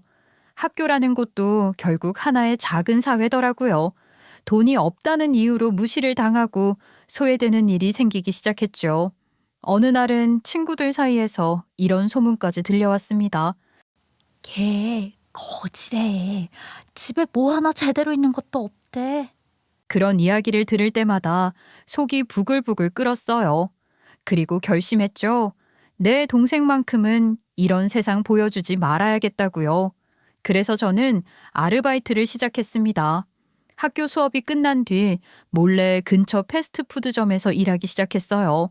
당시에 아르바이트를 하려면 부모님의 동의가 있어야 했는데 사실 지금처럼 체계적으로 그런 걸 확인하는 것은 아니었어서 슬쩍 엄마의 글씨체를 흉내내서 위조를 해서 갔죠. 아르바이트생들이 급하게 필요했던 패스트푸드점이어서 그랬는지 점장님께서는 속아 넘어가 주셨습니다. 부모님께는 학교에서 자율학습하고 온다고 거짓말을 했죠. 그렇게 열심히 일해서 번 돈으로 동생에게 필요한 물건들을 하나씩 사줬어요. 하지만 결국 들키고 말았습니다. 장하다 우리 딸. 동생을 위해서 돈도 벌고 기특하구나. 저는 그런 따뜻한 말 한마디를 바랐던 걸까요? 그건 아니었어요. 적어도 동생들을 위해서 돈을 벌고 쓰는 저에게 잔소리는 하지 않을 거라 생각했죠. 하지만 저희 엄마는 그런 말 대신 제 뺨을 내리치셨어요. 이 기집애야. 돈을 벌었으면 엄마한테 가져다 줄 생각은 안 하고 그걸로 사치나고 있어. 그게 제 나이 겨우 16이었을 때 일이었습니다. 엄마는 제가 번 돈으로 제 마음대로 썼다는 사실 자체에 화가 난 거였어요. 내가 번 돈인데 내가 쓰면 안 되는 걸까? 당시엔 너무 억울하고 속상했죠. 그런데 엄마의 생각은 달랐어요. 내 돈으로 동생한테 쓰는 건데 왜 그래? 어디서 그런 소리를 하고 있어? 엄마는 지금도 논밭에서 뼈 빠지게 일하면서 겨우겨우 사는데 이 딸년이라는 게 돈 벌면 엄마부터 도와야지. 지 동생한테 mp3인가 뭔가를 사줘? 사치하고 앉았네 사치. 결국 엄마는 동생에게 사준 mp3를 제 눈앞에서 부셔버리셨어요. 그 장면은 아직도 생생하게 떠올라요. 어린 마음에 정말로 충격적이었거든요. 솔직히 화가 난다고 해서 그 mp3를 부술 이유가 있었을까요? 저는 엄마가 일부러 저에게 권력을 보여주기 위한 행동을 한 것이라는 생각을 했어요. 너 앞으로 아르바이트해서 번 돈 전부 엄마한테 내놔. 알겠어. 사실 제가 번 돈은 많지도 않았어요. 학교 끝나고 하루에 3, 4시간 정도 일하는 건데 그마저도 시골이라 시급이 낮았거든요. 한 달 모은 돈이 고작 20만 원, 30만 원 정도였죠. 하지만 그 돈마저도 저는 울면서 엄마 손에 쥐어드려야 했습니다. 그런 일이 반복되다 보니 저는 결국 일반 고등학교 대신 야간 고등학교에 진학하게 되었어요. 지금은 거의 사라졌지만 그 당시엔 아직 몇 군데 남아 있었죠. 제가 야간 고등학교를 선택한 이유는 단순했어요. 거의 직업학교처럼 운영되었기 때문이죠. 낮에는 부모님 밭에서 일하고 오후 3, 4시쯤이면 교복을 갈아입고 학교에 가서 기술을 배우는 삶. 지금 생각해보면 힘들었는데 그땐 당연하다고 여겼어요. 그곳에서 저는 이것저것 여러 가지 잔재주들을 배우게 되었어요. 용접, 기계 조립, 간단한 전기 작업 같은 기술들이었죠. 야간 고등학교에 다니는 아이들은 대부분 학업을 일찍 접고 기술을 익히기 위해 온 친구들이었어요. 그래서 서로 잘 통했어요. 야, 너희 집도 사정 그렇구나.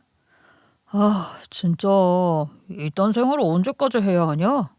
그렇게 서로의 형편을 공유하면서 이 생활이 얼마나 고된지, 얼마나 벗어나고 싶은지 나눴죠. 다들 같은 목표 하나만 가지고 있었어요. 빨리 돈을 벌어서 이 거지 같은 삶에서 벗어나자. 그리고 저는 고등학교를 졸업하자마자 중소기업 기술직으로 바로 취업할 수 있었어요. 비록 작은 회사였지만 제 삶에 처음 생긴 월급이라는 이름의 희망이었죠.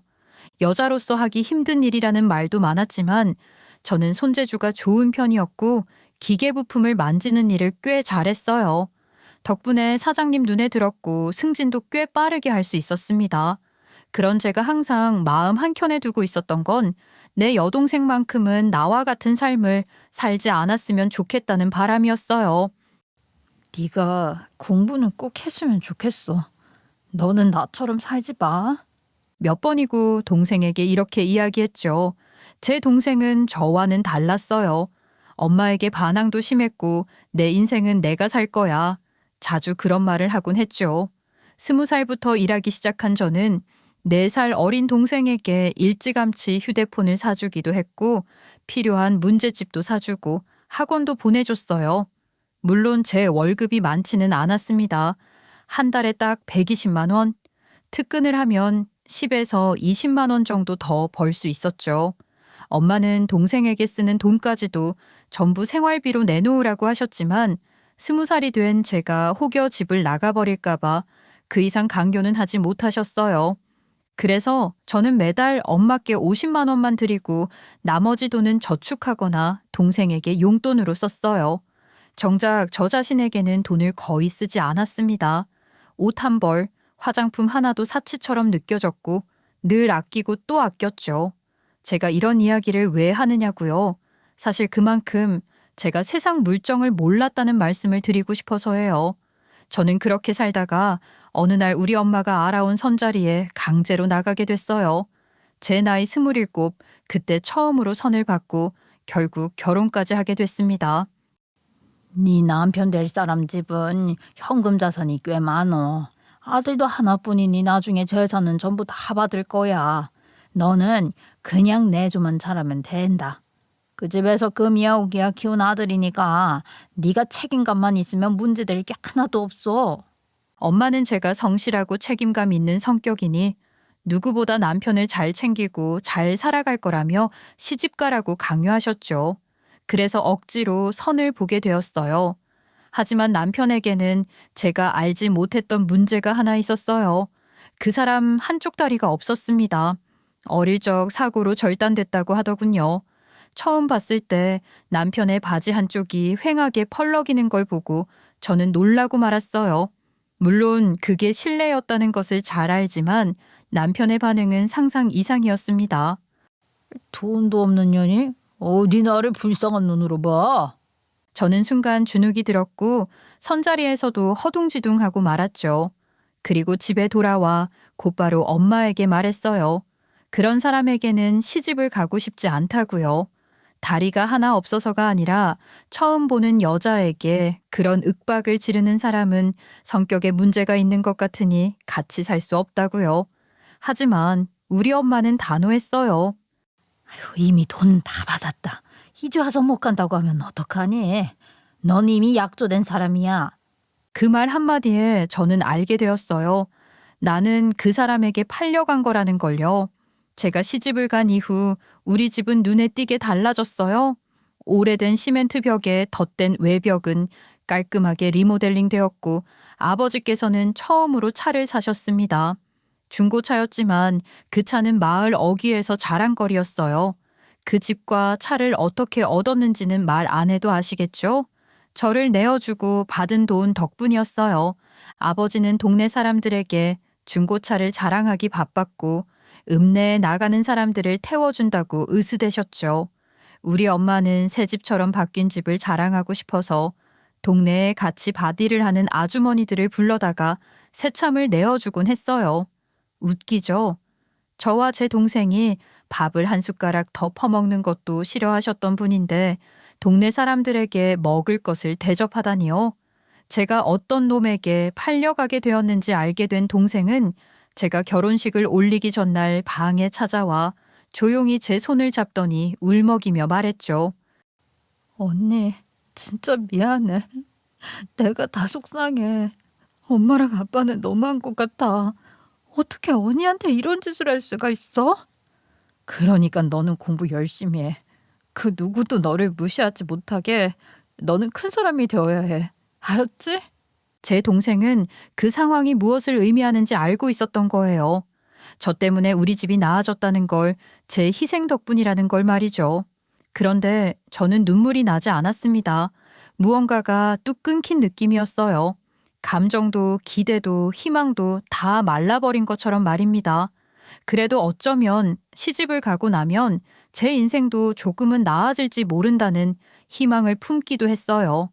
지금보다 더 나쁜 상황은 없을 거라고 첫 만남에 윽박을 질렀던 남자가 결혼을 하고 나면 저에게 다정해질 수도 있지 않겠냐고 그렇게 좋게만 생각을 하려고 했습니다. 하지만 그건 꿈이었어요. 정말로 산산조각이 날 꿈이었죠. 시집을 간 이후의 삶은 그야말로 지옥이었습니다. 시어머니는 저를 사람 취급하지 않으셨어요. 마치 집안에 데려온 종처럼 매일 부려먹었거든요. 네 년 덕에 집 고쳐주고 차도 하나 뽑았는데 내 말이 안 들려? 당장 밥 안 하니? 청소는 했어? 세탁기 돌려놓고 뭐 앉아있어? 그 목소리는 매일 아침 심지어 눈 뜨기 전부터 들려왔습니다. 누워있다가 일어나는 저를 보며 눈꼴 시리다며 쏘아붙이셨고 제가 잠시라도 앉아있으면 놀러온 년 취급을 했죠. 저는 아무 말도 하지 않았어요. 그냥 고개를 숙이고 움직였어요. 어느 순간부터는 제 목소리를 내는 것조차 잊게 되더라고요. 너무나 말을 하지 않고 살다 보니 한 번은 남편이 새벽에 노름하고 들어왔을 때 제가 조용히 다녀오셨어요 라고 말했는데 그게 하루 종일 제가 한 유일한 말이었어요. 그만큼 저는 찍소리도 할 수 없었다는 이야기죠. 나는 말이야 평생을 네 시아버지한테 얻어맞고 살았어. 그 인간은 손버릇이 아주 나빴지. 지가 화가 나면은 사람을 사람으로 안 봤다니까. 많이 힘드셨겠어요, 어머님. 힘들다 뿐이냐? 이 동네 사람들 중에 내가 얻어맞고 살았다는 거 모르는 사람이 없었지. 아유, 내가 오죽하면 말이야. 우리 남편이 죽었을 때 장례식장에서 슬퍼하기는커녕 깔깔깔깔 웃으면서 꼴 좋다고. 못된 짓 하니까 나보다 빨리 저 세상 가는 거라고 춤을 다 췄겠니? 어머니 정말로 춤을 추셨어요? 그래, 그 인간 관뚜껑이 닫히는 거 보고 내 평생 처음으로 활짝 웃었다 아주. 시어머니께서는 마치 본인의 영웅담을 늘어놓듯이 저에게 말을 하셨는데 그 이야기를 들을 때면 저는 속으로 다른 생각을 하게 됐어요. 그렇게 맞고 살았던 분이 왜 저에게는 손을 올리실까 싶었거든요. 그 고통이 얼마나 아픈 건지. 몸이 아픈 것도 아픈 것이지만 마음이 더 아프다는 것을 잘 아시는 분이 왜 저한테 그러실까 의문이었죠. 하지만 그 질문을 입 밖으로 꺼낼 수는 없었어요. 결혼한 지 3년이 되었을 무렵 30이 된 어느 날이었어요. 그날따라 시어머니의 기분이 유독 안 좋아 보이셨어요. 아, 넌 도대체 뭐 하려고 이 집에 들어왔냐? 30 먹도록 임신 하나 못하고 응? 남편한테 사랑도 못 받는 년이 여기 왜 붙어 있냐고. 정말 하늘이 빙글빙글 도는 것 같았어요. 뺨 한 대였지만 그게 너무나 크고 차가운 충격이었거든요. 남편은 당연히 제 편이 아니었어요. 제가 맞는 모습을 보면서도 말리지 않았고 오히려 손가락질을 하며 비웃었어요. 그게 얼마나 수치스러웠는지 모르겠습니다. 꼴 좋다. 그 꼴이 딱 어울려 너는. 웃기지도 않게 불쌍한 촉은. 그 말에 제 몸은 얼어붙었어요. 이 집에는 나를 위해 주는 사람은 단 한 명도 없구나.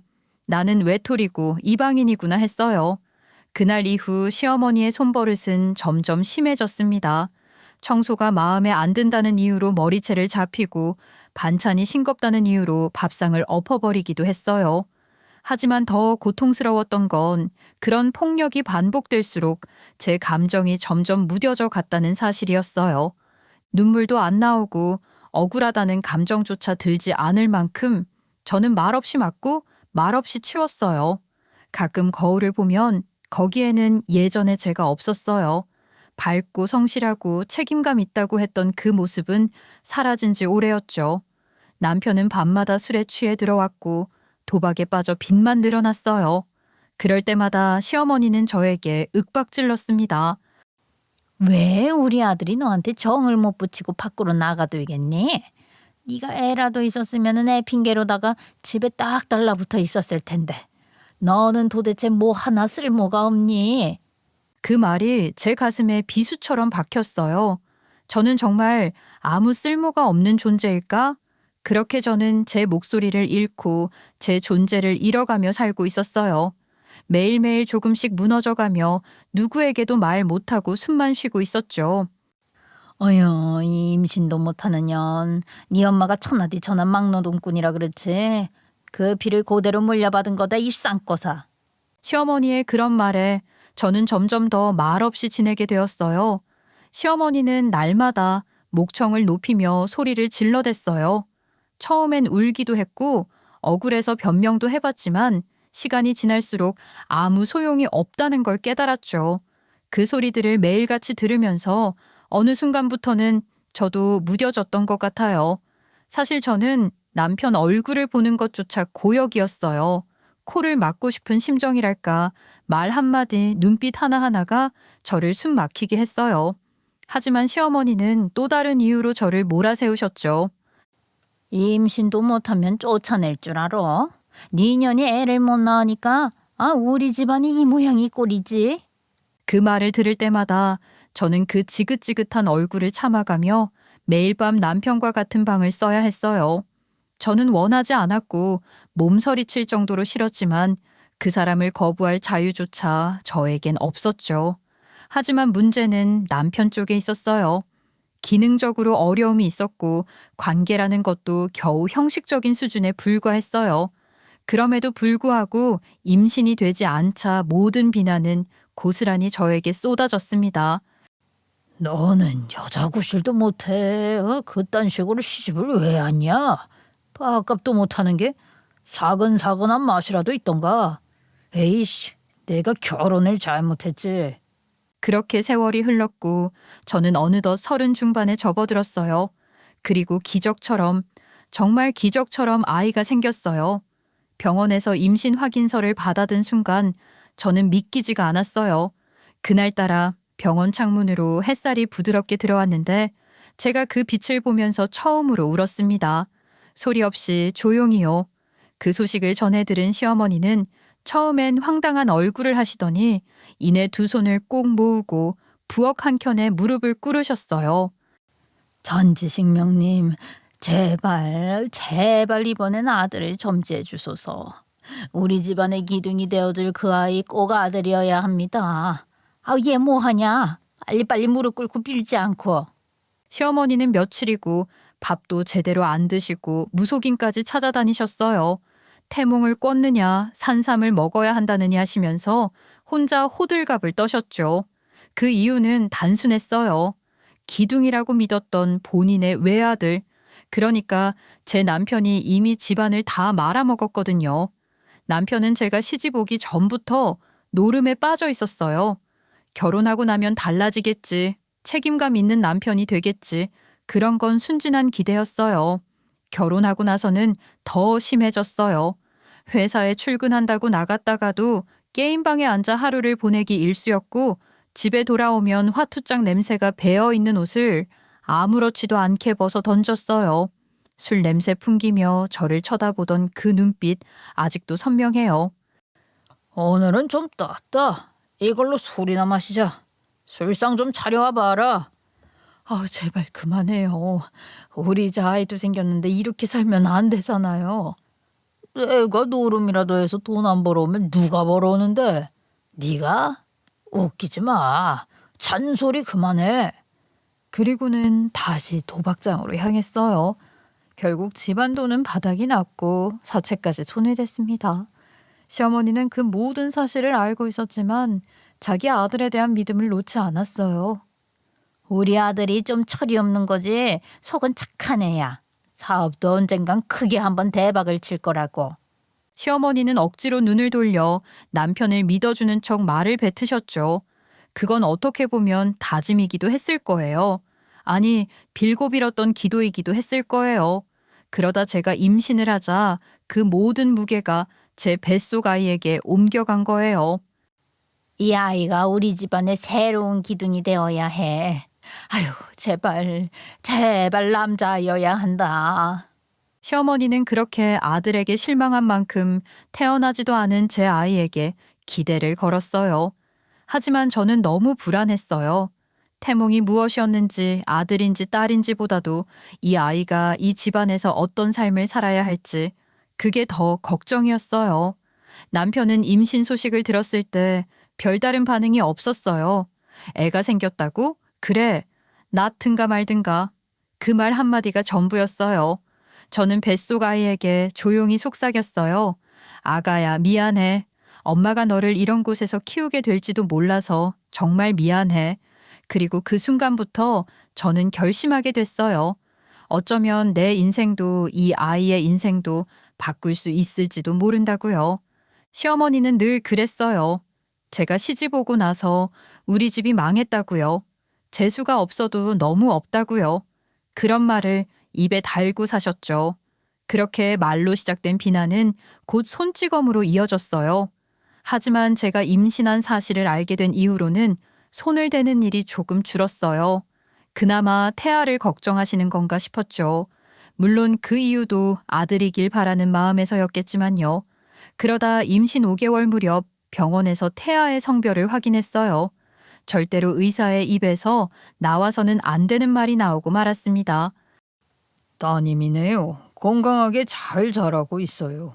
아들이기를 바라는 사람이 많았지만 그래도 딸이라는 것을 확인한 그 순간 제 마음 한켠에는 말할 수 없는 기쁨이 밀려왔어요. 그런데 그 기쁨도 잠시뿐 시어머니에게 이 사실을 전한 날은 지옥의 문이 다시 열리는 날이었죠. 딸이라는 말에 시어머니는 입을 삐죽이며 한숨을 쉬시더니 며칠 뒤 다시 저에게 손을 대기 시작하셨어요. 아이고, 역시 안 되는 년은 끝까지 안 돼. 기껏 낳는 게 딸이냐, 이 쌍년아? 저는 속으로 수없이 되뇌었어요. 이건 내 잘못이 아니야. 이건 죄가 아니야 라고요. 하지만 하루하루가 두려움이었어요. 그러다 어느 날 참다 못해 눈가에 시퍼런 자국을 만든 채로 제 동생에게 전화를 걸었어요. 목소리는 떨리고 손은 덜덜 떨렸지만 그 한마디 한마디 억눌러 쏟아냈어요. 나 좀 살려달라고요. 제발 나 여기서 못 버티겠다고요.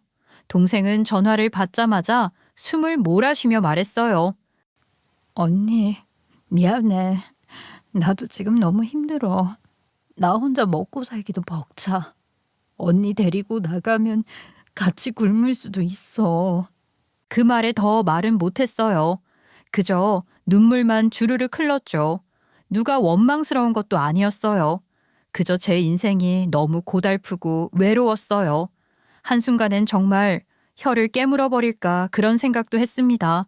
그렇게 겨우겨우 만삭이 될 때까지 버텼어요. 하루는 거실 바닥에 엎드려 걸레질을 하고 있었죠.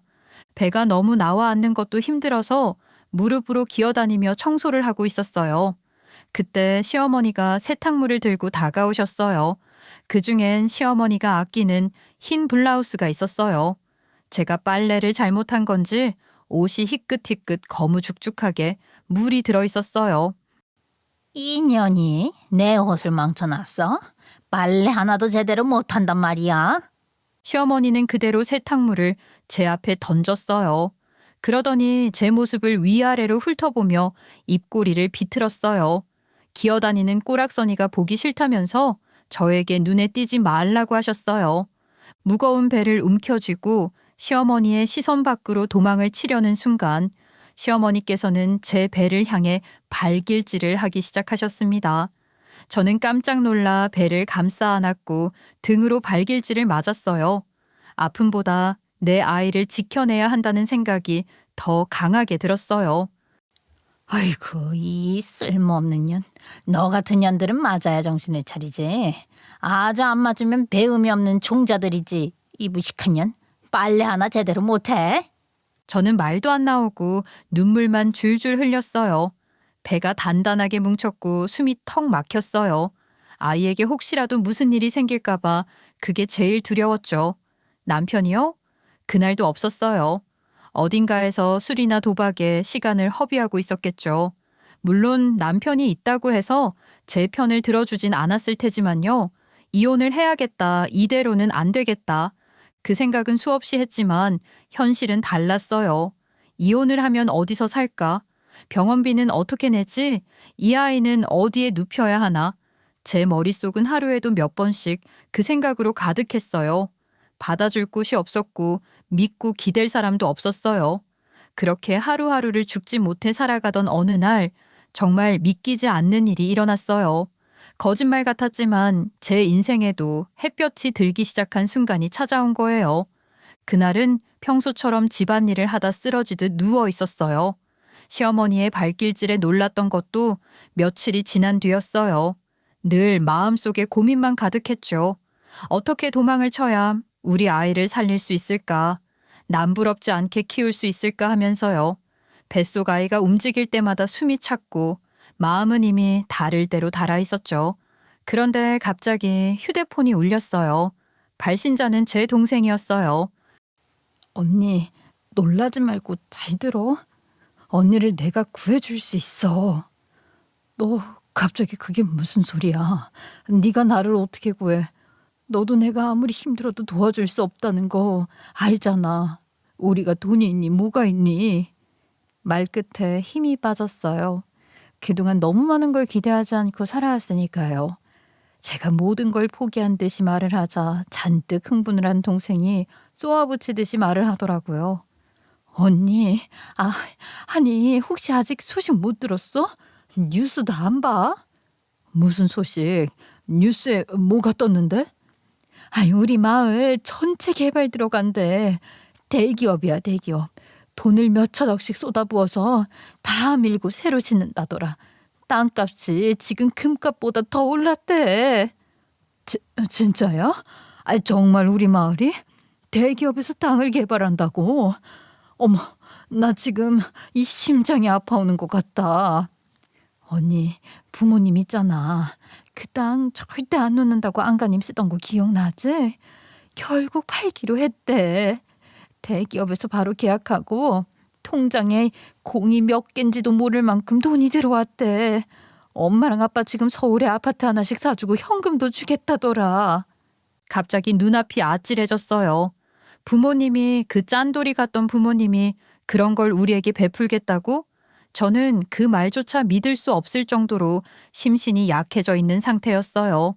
사실 우리 부모님이 저에게 어떻게 했는지를 그동안 전적만 살펴보아도 의심을 할 수밖에 없는 상황이었죠. 보상금이 무려 100몇십억이래. 그중에서 얼마를 우리에게 나눠준다는데 믿기지 않지. 지금 엄마가 옆에서 듣고 있는데 갑자기 당장 언니 바꾸라는데 언니 좀 기다려봐. 다 사실이다. 대기업에서 우리 땅 어마어마한 돈을 주고 사갔다고. 너 거기서 그렇게 맞고 지내는 게 말이 되냐? 아니 감히 네 집 딸한테 손을 올려? 내가 가난해서 참았지만 이제는 이까짓 거 안 참아도 된다. 떵떵거리면서 살게 해줄게. 당장 집으로 돌아와. 다 끝났으니까 이제는 너 하고 싶은 대로 살아. 엄마, 나 지금 만삭이야. 배 이만큼 나왔는데도 시어머니한테 발길질 당했어. 진짜로 나 아직도 살고 있는 게 기적이야. 나 정말 아무 걱정 없이 돈 펑펑 쓰면서 나 하고 싶은 대로 살아도 돼? 그래. 아이고 그 천하의 나쁜 것들. 내가 내 손으로 팔아치운 내 새끼지만 이제는 그 죄값 내가 갚으마. 다 갚아주마. 내 새끼는 때려도 내가 때리는 거지. 어디 남의 집에서 맞고 지내는 건 절대 못 참지. 그 거지 같은 집안 아주 내가 싹 다 아작을 내버릴 거야. 너 당장 나와라. 사실 엄마가 그렇게 열불을 내는 것도 저에게는 의문스러운 일이긴 했어요. 본인 입으로 말을 했듯이 저를 그렇게 팔아치우듯 넘겨놓고 이제 와서 저를 위하는 척 말을 하는 게 어쩌면 조금은 위선적으로 느껴지기도 했죠. 본인의 죄를 돈으로 갚겠다고 하는데 어찌 보면 돈이 삶에서 가장 중요한 부분이긴 하니까 감사한 일이라 생각을 하면서도 마음이 복잡하더라고요. 이걸로 모든 것을 용서받고 싶어 하는 걸까? 그렇다면 저는 용서를 하고 싶진 않았어요. 이제 와서 미안하다고 저는 여태까지 지옥 같은 삶을 죽지 못해 살았는데 이제야 돈이 생겨 구해주겠다고 하는데 고맙기도 하면서 밉기도 하면서 오만 생각이 다 들더라고요. 하지만 뱃속의 아이를 생각하면 당장 저는 짐을 싸서 친정으로 가는 게 맞았어요. 아파트도 하나 해준다지 현금도 준다지. 미안하다는 그 말만 흘려듣고 챙길 건 챙겨야 한다 싶었죠. 저는 당연하게 돈을 받았어요. 아파트도 받았고요. 그 순간만큼은 솔직하게 말할 수 있어요. 너무 기뻤어요. 그래요, 저는 용서를 한 건 아니었지만 그 기회를 놓치고 싶지 않았어요. 어쩌면 처음으로 제 인생에 선택이라는 게 생긴 순간이었으니까요. 시댁의 사정은 겉으로만 봐도 엉망진창이었어요. 남편은 여전히 돈 한 푼 벌 생각도 없었고 시어머니는 남은 재산을 모두 탕진한 뒤 집을 담보로 대출까지 받아 생활을 이어가고 있었죠. 그런 와중에 저에게 이렇게 말씀하시는 거예요. 출산을 하고 나면 나가서 돈 좀 벌어와라. 이젠 네가 가장이잖아. 이 집에서 그리 편히 살았으면 모답 좀 해야지. 우리 집 리모델링도 해주고 차도 사줬잖아. 그건 다 너 덕분 아니야? 그 말의 순간 웃음이 나왔어요. 아니, 기가 막혀서 웃음이 났죠. 벌써 10년 가까이 그 리모델링과 중고차 한 대로 저를 조이고 있었거든요. 하지만 그 사람들은 전혀 모르고 있었어요. 제가 지금 어떤 악에 바쳐 복수를 계획하고 있는지는요. 저는 조용히 움직이기 시작했어요.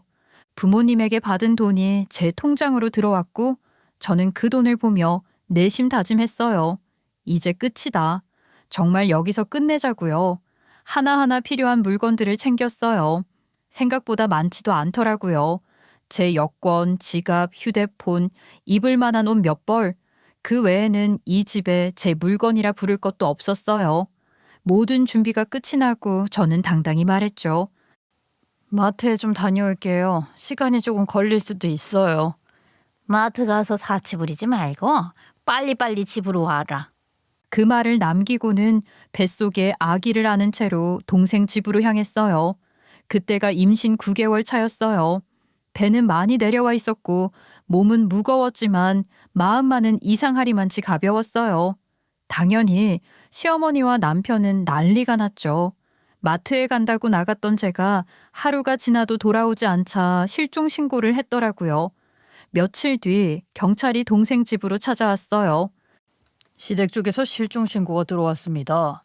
가족분들이 기다리고 계신 것 같은데 다 큰 성인이 여기서 가출을 하시면 죄송하지만 저는 돌아가지 않을 거예요. 저는 도망친 게 아니에요. 살아남기 위해 탈출한 겁니다. 그러고는 동생이 함께 준비해준 병원 진단서를 꺼내들었어요. 이 기록 좀 봐주실래요? 저 가정폭력으로 고소하고 싶습니다. 오죽했으면 만삭인 몸으로 동생 집까지 도망을 왔겠어요. 그리고 저는 작은 가방에서 한 권의 노트를 꺼냈어요. 매일매일 저의 아픔을 적어둔 일기장이었어요. 그 안에는 날짜별로 적은 메모들과 사진들이 빼곡히 담겨 있었죠. 아니, 이 일기의 내용이 사실입니까? 네, 전부 사실이에요. 이거 증거로 쓸 수 있을까요? 제가 당한 폭력 전부 기록해뒀어요. 이건 꽤 체계적으로 구체적으로 정리하셨네요. 오랜 시간 아주 촘촘하게. 그중 한 명 젊은 여경이 조심스럽게 다가왔습니다. 혹시 몸에 외상이 남아있으신가요? 아마 있을 거예요. 제가 보여드릴게요. 확인해 주세요. 지금 여기 멍자국도 남아있어요. 이건 얼마 전에 발로 맞았던 자국이고요. 그 순간 방 안의 공기가 싸늘해졌어요. 온 몸을 구석구석 살펴보던 여경은 얼굴을 굳힌 채 말했죠. 일반 가정폭력도 아닌 만삭의 몸이었으니 경찰들도 꽤 충격이었을 거라 생각합니다. 잠시만요. 이건 단순 실종건으로 처리할 게 아닌 것 같네요. 정식으로 조사를 받아보셔야겠습니다. 가정폭력 피해자 보호 절차에 따라 진술부터 받으셔야 합니다. 일단 서로 가서 이야기하시죠. 저는 조용히 짐을 챙겼고 동생도 함께 따라 나섰어요. 경찰차를 타고 이동하는 동안 뱃속에서 아이가 살짝 움직이더군요. 저는 배를 쓸어내리며 속삭였어요. 아가야, 이제 우리가 살 길을 찾았어. 엄마가 지켜줄게. 그 누구도 다시는 우리를 괴롭히지 못하게 할 거야. 저에게 스스로 하는 다짐이기도 했습니다. 그날 저는 인생에서 처음으로 내 발로 경찰서 문을 열었어요. 두렵기도 했고 떨리기도 했지만 동시에 후련했어요. 드디어 그 지옥 같은 굴레에서 벗어날 수 있다는 확신이 들었으니까요. 경찰서 조사실에서 저는 조용히 한 봉투를 꺼냈어요. 그 안에는 제가 그동안 시어머니와 남편에게 맞아가며 쌓여온 진료 기록, 보험금 수령 내역, 병원 진단서들이 차곡차곡 정리되어 있었어요. 이건 제가 상해로 인해 수령했던 보험금 내역이에요. 병원비로 단 한 푼도 쓰지 못했고요. 전부 남편의 불법 노름 자금으로 넘어갔습니다. 이 정도면 보험금 적출로도 수사가 가능하겠습니다. 남편은 도박장 같은 데 다닌 게 아니라 불법 사설 사이트를 이용했어요. 직접 제 카드로 결제한 내역도 있고요. 이게 증거예요. 고소장을 정식으로 접수하시겠습니까, 그럼? 이 정도면 법의 심판 제대로 받을 수 있겠는데요. 물론이죠. 당연히 고소할 겁니다. 제가 그동안 당했던 그 시간, 죗값 단단히 치르게 하고 싶어요. 제 대답은 한치의 망설임도 없었어요. 사실 제가 그들에게 할 수 있는 최고의 복수가 뭔지 아세요? 그들이 죽기보다 보고 싶어 할 내 아이를 평생 볼 수 없게 만드는 것. 그리고 그렇게 깔보던 며느리가 결국 자신들보다 높은 곳에서 내려다보는 순간을 제 두 눈으로 확인하는 거였어요. 누군가는 말할지도 몰라요. 생각보다 싱겁네? 더 처절한 복수는 없어? 라고요. 하지만 아니에요. 그들은 제가 그런 일을 할 수 있으리라 상상조차 못했던 사람들이에요. 말 한마디 제대로 못하던 저였으니까요. 그래서 제가 고소장을 들고 나선 그 순간이 그들 인생에서 가장 큰 충격이었을 거예요. 저는 가정폭력, 정신적 학대, 보험금 횡령과 착취 혐의까지 전부 고소를 진행했어요. 그리고 경찰 측으로부터 들은 이야기, 그 사람들이 그러니까 남편과 시어머니가 경찰 조사를 받는 날 누구보다 빠르게 경찰서에 나타났다고 해요. 그리고는 조사실 앞에서 난동을 부렸다고 하더군요. 이 미친년이 감히 남편을 고소하다니? 이 빌어먹으려나? 당장 그냥 데려와, 당장. 그년이 우리한테 해준 게 얼만데 그걸 고맙지도 모르고 고소를 해. 천하의 죽길령 같으니라고. 이딴 게 고소가 돼? 뭐고짜로 역고소할 거야 너? 아주 깜빵을 보내버릴 거라고. 제가 직접 들은 것도 아닌데 웃음이 나더라고요. 이제 와서 발악을 한다고 뭐가 바뀌지? 그런 생각이 들었죠. 하지만 저는 거기서 멈추지 않았어요. 바로 이혼 소장을 정식으로 접수했어요. 이혼 소장과 함께 접근 금지 명령 신청서도 함께 냈고요. 그리고 남편에게는 위자료 5천만 원을 청구했어요. 양육권과 친권 역시 모두 제게 단독 지정해달라고 요구했죠. 제가 그동안 어떤 삶을 살아왔는지 증거도 명확했으니 자신 있었어요. 게다가 주변에서도 저에게 응원을 해주었죠. 이 정도면 충분히 법적으로 유리하십니다. 겁먹지 마세요. 그리고 남편 쪽 반응은요, 당황했다더군요. 정말로 제가 여기까지 할 거라고는 전혀 생각하지 못했던 거예요. 늘 눈치나 보고 주눅 들어 살던 제가 이토록 단호하게 모든 걸 정리해 나가자 처음으로 진짜 두려움을 느낀 거겠죠. 이제야 알았겠죠. 제가 얼마나 참아왔고 얼마나 악에 받쳐 살아왔는지. 이건 단순한 감정풀이가 아니었어요. 정당한 저항이었고 마지막 자존심을 지키는 길이었어요. 저는 정식으로 변호사를 선임했어요. 혼자서 이 모든 걸 감당할 수 없다는 걸 알았고 이제는 누군가 제 편에 서줄 사람이 필요했으니까요. 며칠 뒤 경찰 조사 일정이 잡혔고 저는 변호사와 함께 경찰서에 갔어요. 시어머니와 남편은 이미 도착해 있었고 제가 문을 열고 들어서는 순간 두 사람의 눈이 동시에 저를 향했죠. 그리고 예상했던 대로였어요. 시어머니가 벌떡 일어나며 저에게 달려들더니 녹음이 되고 녹화가 되는지도 모르고 고래고래 소리를 지르기 시작했습니다. 야, 이 한양년아, 네가 어떻게 우리를 고소해? 어디서 돈을 대서 변호사까지 사서 와? 어디 뭐 남자라도 물었냐? 그러며 익숙하게 또 제 머리끄덩이를 잡으려고 손을 뻗었어요. 그 순간 제 옆에 서 있던 변호사가 재빨리 제 앞으로 나서며 막아섰죠. 이런 행동은 명백한 폭력입니다. 지금 이 자리에서 추가 고소 가능합니다. 그리고 방금 하신 발언 모욕죄로 추가하겠습니다. 변호사의 단호한 말에 시어머니와 남편은 그제야 입을 닫았어요. 눈치를 살피는 모습을 보니 기가 막히더라고요. 제 앞에서는 단 한 번도 보여준 적 없는 표정이었죠. 어머님, 저희 친정집 땅이 있잖아요. 거기 개발지구로 지정됐대요. 대기업에서 통째로 사갔지 뭐예요. 그래서 저 20억 받았어요, 부모님한테. 아니, 20억을 받았으면 그걸 나눌 생각을 해야지. 돈 받았다고 이혼하겠다고 참스타고 도망간 게 이 말이 되냐?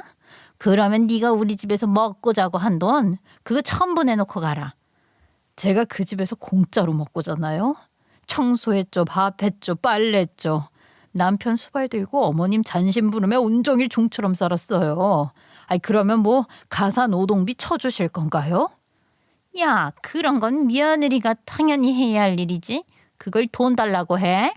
부모한테 너 도대체 뭘 배운 거냐 너는? 가사 노동은 돈으로 못 챙겨준다 해도 제가 받은 돈은 왜 나눠야 한다는 거죠? 저는 저 혼자 쓰고 싶은데요. 어머님하고 이 사람하고 그러셨잖아요. 내 돈이니까 내가 알아서 쓸 거라고. 그래서 저도 똑같이 할 거예요. 진짜 돈 타령하고 싶으면요. 그 노름으로 돈 날린 남편부터 탓하세요. 이게 돈 생기니까 내가 너무 바로 버린다는 거야? 너 같은 년은 열려도 아니야. 이 천벌 받으려나. 지금 시대가 어느 시대인데 연려 타령이세요? 이제 그런 단어 쓸 때도 아니에요. 정신 차리세요. 저 더 이상 여기 종 아니고 어머님 노후 보험도 아닙니다. 그래서 정말 나한테 이 고소장들 이거 전부 들이밀겠다는 거야? 다리 한 짝이 없어서 힘든 난데 이런 시련까지 준다고? 언제부터 그게 약점이었다고 불쌍한 척이야? 양육비 꼬박꼬박 보내세요. 위자료도 잘 준비하시고요. 저 쉽게 안 넘어가요. 그날 저는 그동안 눌려 살았던 제 과거와 완전히 이별했어요. 그리고 드디어 제 인생의 운전대를 온전히 제 손으로 잡게 됐어요. 웃긴 건요. 가정폭력이라는 게 생각보다 처벌 수위가 꽤 높더라고요. 그냥 욕 몇 마디 했다고 끝나는 게 아니라 지속적인 신체폭력, 정신적 학대, 그리고 보험금 착취까지 겹치니까 법원에서도 단호하게 판결을 내렸어요. 결국 시어머니는 징역 3년, 남편은 징역 2년형을 받았어요. 형이 선고되던 날 그들은 법정에서 억울하다고 고래고래 소리를 질렀지만 판사는 단호했죠. 피해자는 출산 직전까지 가해자에게 반복적인 폭력을 당했고 그에 따른 신체적, 정신적 피해가 극심합니다. 반성의 기미가 없으며 재범 위험성도 인정됩니다. 그 말이 끝나자 교도관들이 두 사람을 연행해 갔어요. 시어머니는 수갑을 찬 채로도 마지막까지 저를 노려보며 소리쳤어요. 전 그 모습을 보면서 정말 대단하다고 생각했습니다. 그 나이에 어디서 그런 힘이 나서 고래고래 소리를 지를 수 있는 건지 신기했죠. 아유 씨 빌어먹으려나. 너는 진짜 천벌 받으려냐. 아니 이딴 게 며느리라고. 저는 그 자리에 서서 아무 말 없이 그녀를 바라봤어요. 사실 안쓰럽다는 생각도 들지 않았어요. 그건 감정이 아니라 정당한 결과였으니까요. 그들은 끝까지 반성하지 않았어요. 구치소에서도 문제가 많았다고 들었어요. 시어머니는 교도소 내에서 다른 수감자들과도 다툼이 잦았고 여전히 시비를 걸며 고집을 꺾지 않았다고 하더군요. 남편 역시 처음에는 시무룩해 있다가 점차 적응하더니 같은 방 수감자들 사이에서 자기 신세 한탄만 늘어놓았다고 해요. 한마디로 뉘우침 없이 그대로 멈춰 있는 사람들이라는 거죠. 재판이 진행되는 동안 저는 아이를 낳았어요. 그 사람들은 그제야 저를 향해 호소하기 시작했어요. 내 아이니까 보여달라. 내 핏줄인데 한 번만 안아보게 해달라. 그런 말로 형량을 줄여보려 했던 거겠죠. 하지만 저는 마음을 굳게 먹었어요. 접근 금지 신청을 했고 당연히 받아들여졌습니다. 아이와 저는 이제부터 법적으로도 분리되어 보호받을 수 있게 된 것이었죠. 그 결정 이후 그들은 더 이상 저를 통해 감형을 바랄 수 없다는 걸 알고 조용해졌어요. 아이와 저는 그날 이후 신변보호 조치 아래 제주도로 내려왔어요. 서울에서 살자는 동생의 말도 있었지만 저는 그들과 최대한 멀어지고 싶었거든요. 처음에는 낯설고 불안했지만 지금은 제주도 바닷바람을 맞으며 딸아이와 조용히 살아가고 있어요. 무려 20억이라는 돈, 저 같은 사람에겐 상상도 못했던 큰 돈이죠. 처음엔 막막했어요. 어떻게 써야 하나? 이걸 내가 감당할 수 있을까? 그런 생각이 매일 들었거든요. 하지만 지금은 아이 교육비, 생활비, 주거비까지 하나하나 꼼꼼하게 계획을 세워서 관리하고 있어요. 몇몇 신뢰가는 전문가들의 조언도 받아가며 정말 이 돈으로 평생을 아이와 함께 안정적으로 살아가려는 준비를 하고 있어요. 그들이 지금 감옥에서 살아가는 2년에서 3년 사이 저는 제 인생의 모든 리듬을 다시 세우는 중이에요. 딸은 어느새 눈을 맞추며 웃고 옹알이를 하며 저를 붙잡아요. 그럴 때면 문득 이런 생각이 들어요. 이 아이가 아니었다면 나는 여기까지 버텨오지 못했겠구나. 2년 뒤 혹여 그들이 출소해서 저를 찾고 또다시 해코지를 하려 한다면요? 그땐 다시 당당하게 변호사 선임해서 맞설 거예요. 절대 예전처럼 당하지 않을 거예요. 그들이 자신들이 저지른 악행을 돌아보고 진심으로 반성하는 날이 오길 바라지만 솔직히 그런 날이 오지 않아도 괜찮아요. 저는 이제 그들과 전혀 무관한 세상에서 살고 있으니까요. 그래서 오늘도 저는 아이를 품에 안고 조용히 다짐해요. 우리 앞으로는 절대 아프지 말고 다치지 말고 행복만 하자고요. 그 누구도 우리를 해치지 못하는 곳에서 이렇게 평온하게 살아가는 지금, 이게 어쩌면 제가 할 수 있었던 가장 완벽한 복수였을지도 모르겠네요. 그동안 고생 많았지만 앞으로 행복한 일만 가득하겠죠. 여러분들의 응원이 덧대어지길 바라며 이만 제 사연을 마치겠습니다. 감사합니다.